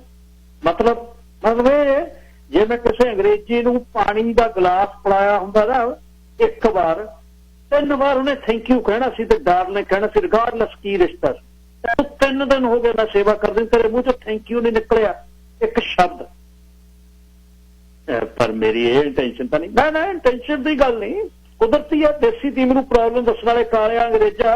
ਤੇਰਾ ਅੰਦਰਲਾ ਦੇਸੀ ਮਰਦ ਕਦੇ ਸਵੀਕਾਰ ਕਰੂ ਕਿ ਔਰਤ ਦੀ ਕੋਈ ਚੁਆਇਸ ਹੋ ਸਕਦੀ, ਖਾਸ ਕਰਕੇ ਦੇਸੀ ਔਰਤ ਦੀ ਵੀ। ਮੈਂ ਵੀ ਫਿਕਰ, ਪਰ ਦੇਸੀ ਟੀਮ ਨਾਲ ਵਿਆਹ ਹੋਣ ਦਾ ਮਤਲਬ ਆਗਿਆਕਾਰੀ ਜੀਵਨ ਸਾਥਣ ਲੱਭਣਾ। ਹੋਰ ਕੀ ਮਤਲਬ? ਗੂੰਗੀ ਤੇ ਬੋੜੀ ਤਕਰੀਬਨ ਜਿਹੜੀ ਆਪਣੇ ਮਾਲਕ ਦੀ ਖੁਸ਼ੀ 'ਚ ਖੁਸ਼ੀ ਮਹਿਸੂਸ ਕਰੇ ਬਸ। ਕਿਉਂ? ਦੇਸੀ ਤੀਵੀਆਂ ਦਾ ਵੋਟ ਨਹੀਂ ਬਣਿਆ ਹਲੇ। ਮੈਂ ਕਿਹਾ ਵੋਟ ਤਾਂ ਬਣਿਆ, ਪਰ ਵੋਟ ਦੀ ਵਰਤੋਂ ਉਹਦੇ ਮਾਲਕ ਦੀ ਮਰਜ਼ੀ ਨਾਲ ਹੁੰਦੀ ਹੈ। ਰਬਿਸ਼। What are you talking about? ਤੂੰ ਇੱਥੇ ਵੈਸਟਰਨ ਵਰਲਡ 30 ਸਾਲਾਂ ਦਾ ਰਹਿਣਾ। That's what you know about this world? ਤੂੰ ਆਪਣੀ ਗੱਲ ਛੱਡ, ਤੂੰ ਦੂਜਿਆਂ ਦੀ ਛੱਡ। ਜ਼ਰੂਰੀ ਨਹੀਂ ਕਿ ਮੈਂ ਤੱਕੜੀ ਤੇ ਮੋਹਰ ਲਾਵਾਂ ਤੇ ਤੈਨੂੰ ਲਾਵਾਂ, ਮੈਂ ਵੀ ਚੱਕੜੀ ਤੇ ਲਾਵਾਂ, ਹੋ ਸਕਦਾ ਮੈਂ ਉਹਨਾਂ ਦੀ ਜੋੜੀ ਤੇ ਮੋਹਰ ਲਾਵਾਂ। You Kant control my brain. ਉਹ ਤੈਨੂੰ ਤਾਂ ਲੜਨ ਦੀ ਆਦਤ ਹੈ, ਬਗੈਰ ਕਾਰਨ ਲੜਦੀ ਹੈ, ਆਪਣੀ ਇੰਪਰੂਵਮੈਂਟ ਨਹੀਂ ਕਰਨੀ, ਸਦੀਆਂ ਤੋਂ ਮਰਦਾਂ ਤੋਂ ਬਦਲਾ ਲੈਣਾ। ਅਸੀਂ ਦੋ ਪੜ੍ਹੇ ਲਿਖੇ ਬੁੱਧੀਜੀਵੀ ਇਨਸਾਨ ਆ, ਅਸੀਂ ਸਰਵ ਕਰ ਨੇ। ਮੈਨੂੰ ਬੁੱਧੀਜੀਵੀ ਦੀ ਲੋੜ ਨਹੀਂ ਸਰਦਾਰ ਜੀ, ਮੈਨੂੰ ਤਾਂ ਬੰਦਾ ਚਾਹੀਦਾ ਜਿਹੜਾ ਮੇਰਾ ਬਾਂਹ ਫੜ ਕੇ ਮੈਨੂੰ ਖੜਾਉਣ ਵਾਲਾ ਹੋਵੇ, ਜਵੇ ਵਾਲਾ ਬੰਦਾ ਹੋਵੇ। ਜੇ ਮੈਨੂੰ ਗੁਲਾਮੀ ਵੀ ਕਰਨੀ ਹੋਵੇ, ਕਰਵਾਉਣ ਵਾਲਾ ਹੋਵੇ, ਕਹਿਣ ਵਾਲਾ ਹੋਵੇ। ਐਵੇਂ ਥੋੜਾ ਬੁੱਧੀਜੀਵੀ ਦੀਆਂ ਗੱਲਾਂ ਕਰਕੇ ਤੂੰ ਮੈਨੂੰ ਕੰਟਰੋਲ ਕਰਦਾ। ਕਿਹੋ ਜਿਹਾ ਪਤੀ ਚਾਹੀਦਾ ਤੈਨੂੰ ਫਿਰ? ਮੋਮ ਦੇ ਪੁਤਲੇ ਵਾਂਗੂ, ਕਿੱਲੇ ਵਰਗਾ ਮਜ਼ਬੂਤ, ਜਿਹਦੇ ਅੰਦਰ ਫੜ ਕੇ ਮੈਂ ਧਮਾਲਾ ਪਾਵਾਂ, ਬੰਬ ਸੁੱਟਾਂ, ਭੁਰੇ ਨਾ ਉਹ ਚ ਘੋੜੇ ਦੜਾਵਾਂ, ਉਹਨੂੰ ਫਰਕ ਨਾ ਪਵੇ। ਸਾਖੀਆਂ ਨੂੰ ਕਿਸੇ ਜਵਾਕਾਂ ਨੂੰ ਮਾਫ ਕਰੇ, ਠਹਿਬੜੇ ਨਾ, ਮੇਰੇ ਤੋਂ ਵੱਡਾ ਹੋਵੇ ਤੇ ਉੱਚਾ, ਵਰਨਾ ਵਰਨਾ ਵਰਨਾ ਚੁੱਕ ਕੇ ਖਿੜਕੀ ਤੋਂ ਬਾਹਰ, ਖਿੜਕੀ ਤੋਂ ਬਾਹਰ। ਅੱਛਾ, ਹਾਂ ਬਿਲਕੁਲ, ਇਹ ਕੀ ਕਹਾਣੀ? ਇੰਨੀ ਸਿਆਣੀ ਹੁੰਦੀ ਫਿਰ ਪਹਿਲਾ ਵਿਆਹ ਕਿਉਂ ਟੁੱਟਿਆ? ਮੈਂ ਘਟੀਆ ਸਵਾਲ ਕਰਤਾ, ਪਰ ਘਟੀਆ ਨਹੀਂ, ਸਭ ਤੋਂ ਵਧੀਆ ਸਵਾਲ। ਇਹ ਸਵਾਲ ਮੈਂ ਤੈਨੂੰ ਪੁੱਛਦੀ, ਤੇਰਾ ਵਿਆਹ ਪਹਿਲਾਂ ਕਿਉਂ ਟੁੱਟਿਆ? ਜੇ ਟੁੱਟ ਗਿਆ ਫਿਰ ਮੇਰੇ ਕੀ ਕੇਲੇ ਸੁੱਕ ਗਏ? ਮੇਰਾ ਉਹਦਾ ਅੰਦਰ ਆਸ਼ ਕੇ ਬੋਲਿਆ, ਇਹੀ ਫਰਕ ਹੈ ਬਸ। ਤੇਰੇ ਵਿਆਹ ਟੁੱਟਣਾ ਤੇਰੇ ਛੋਲੇ ਨਹੀਂ ਸੁੱਕੇ, ਮੇਰਾ ਵਿਆਹ ਟੁੱਟਣ ਨਾਲ ਮੇਰੀ ਬਿਜਲੀ ਤੇ ਦਿਲ ਤੇ ਗਿਰੀ, ਉਹ ਮੇਰੇ ਮਨ ਦੀ ਕੋਮਲ ਭੂਮੀ ਨੂੰ ਉਹਨੇ ਭਸਮ ਕਰਤਾ, ਮੁੜ ਕੇ ਜਾਗੀ ਉਹ ਨਹੀਂ ਮੇਰੀ ਉਮਰ। ਤੇਰੇ ਛੋਲੇ ਨਹੀਂ ਸੁੱਕੇ, ਮੇਰਾ ਸਭ ਕੁਝ ਸੜ ਗਿਆ। ਤੇਰੀ ਮਿਠਾਸ ਕਿੱਥੇ ਗਈ ਜਿਹੜੀ ਟੈਲੀਫੋਨ ਤੇ ਸੀ? ਮੇਰੀਆਂ ਕੱਚੀਆਂ, ਮੇਰੇ ਆਪਣੀਆਂ ਕੱਚੀਆਂ ਪੂਰੀਆਂ ਜਦ ਬਲੈਕ ਦੀ ਮਸ਼ੀਨ ਤੇ ਪੀੜੀਆਂ ਜਾਂਦੀਆਂ, ਸਰਦਾਰਾ ਪਿੱਛੇ ਥੋਕ ਰਹਿ ਜਾਂਦੀ ਹੈ, ਥੋਕ ਬਸ। ਆਪਣੇ ਪਿੰਡਾਂ ਦੇ ਵਿੱਚ ਥੱਥੂ ਵੀ ਕਹਿੰਦੇ, ਹੁਣ ਤਾਂ ਜ਼ਹਿਰ ਹੀ ਆ ਅੰਦਰ। ਜ਼ਹਿਰ ਤੇਰਾ ਮੈਨੂੰ ਬਹੁਤ ਬੰਦਾ ਲੱਗਿਆ। ਬੰਦਾ ਤੂੰ ਗ੍ਰੇਟ ਆ, ਪਰ ਮੈਨੂੰ ਮਿਲਿਆ ਲੇਟ। ਮੈਂ ਕਿਹਾ ਮਤਲਬ 5-7 ਸਾਲ ਪਹਿਲਾਂ ਮਿਲਿਆ, ਗੱਲ ਹੋਰ ਹੋਣੀ, ਹੁਣ ਮੈਂ ਤਿੱਖੀ ਹੋ ਗਈ, ਚੁੱਭਦੀ ਰਹੂੰ, ਤੇਰੇ ਹਾਜ਼ਮ ਨਹੀਂ ਹੋਣੇ। ਵਿਆਹ ਨੂੰ ਕਰਦਾ ਨਹੀਂ ਜੀ, ਦਿਲ ਤਾਂ ਕਰਦਾ ਪਰ ਦਿਮਾਗ ਨਹੀਂ ਮੰਨਦਾ। ਮਸਲਨ ਜੀ ਤਾਂ ਕਰਦਾ ਤੇਰੇ ਕੋਲ ਕੰਬਲੀ ਲੈ ਕੇ ਬਹਿ ਜਾਵਾਂ, ਹਰੀ ਪਈਆਂ, ਪਰ ਦਿਮਾਗ ਕਹਿੰਦਾ ਗਲਤ ਹੈ। ਉਹ ਸੌਰੀ, ਮੈਂ ਪੁੱਛਣਾ ਭੁੱਲ ਗਿਆ, ਆ ਜਾ ਕੰਬਲੀ ਚ ਆ ਜਾ। ਇਹੀ ਤਾਂ ਗੱਲ ਕੰਮ ਦੀਆਂ ਗੱਲਾਂ ਅਕਸਰ ਬੰਦੇ ਭੁੱਲ ਜਾਂਦੇ ਨੇ। ਫਾਲਤੂ ਲਈ ਬਹਿਸ, ਆ ਜਾ ਤੂੰ ਬੈਠ ਤਾਂ ਸਹੀ, ਬੈਠ ਆ ਜਾ। ਨਹੀਂ, ਹੁਣ ਤਾਂ ਦਿਨ ਚੜ ਗਿਆ ਸਰਦਾਰਾ, ਜਦ ਪੁੱਛਣ ਦਾ ਵੇਲਾ ਸੀ, ਜਦ ਤਾਂ ਬਹਿਸ ਦਾ ਸੀ। ਸ਼ਿਵ ਦੀ ਯਾਦ ਆ ਗਈ ਤੜਕੇ ਤੜਕੇ। ਸਾਡੇ ਵਰਗਿਆਂ ਲਈ ਉਹੀ ਸ਼ਿਵ ਜੀ ਆ। ਜੇ ਕਿਤੇ ਤੂੰ ਵੀ ਮਾਰਕਸਵਾਦ ਪੜ੍ਹਿਆ ਹੁੰਦਾ, ਸ਼ਿਵ ਦੀ ਜਗ੍ਹਾ ਵਾਰਿਸ ਸ਼ਾਹ ਪੜ੍ਹਿਆ ਹੁੰਦਾ, ਬੁੱਲੇ ਸ਼ਾਹ ਪੜ੍ਹਿਆ ਹੁੰਦਾ, ਸੁਰ ਮਿਲ ਜਾਣੀ ਸੀ। ਹੁਣ ਮੈਂ ਤਾਂ ਬਸ, ਪਰ ਮੈਂ ਤੈਨੂੰ ਪੜ੍ਹਿਆ। ਕਿੱਥੇ ਪੜ੍ਹਿਆ? ਕਰਨ ਦੀ ਫਲਾਈਟ 'ਚ 4 ਘੰਟੇ ਬਾਕੀ ਸੀ, ਨਹਾ ਧੋ ਕੇ ਤਿਆਰ ਹੋ ਗਿਆ, ਨਾਸ਼ਤਾ ਤਿਆਰ ਕਰਵਾਤਾ।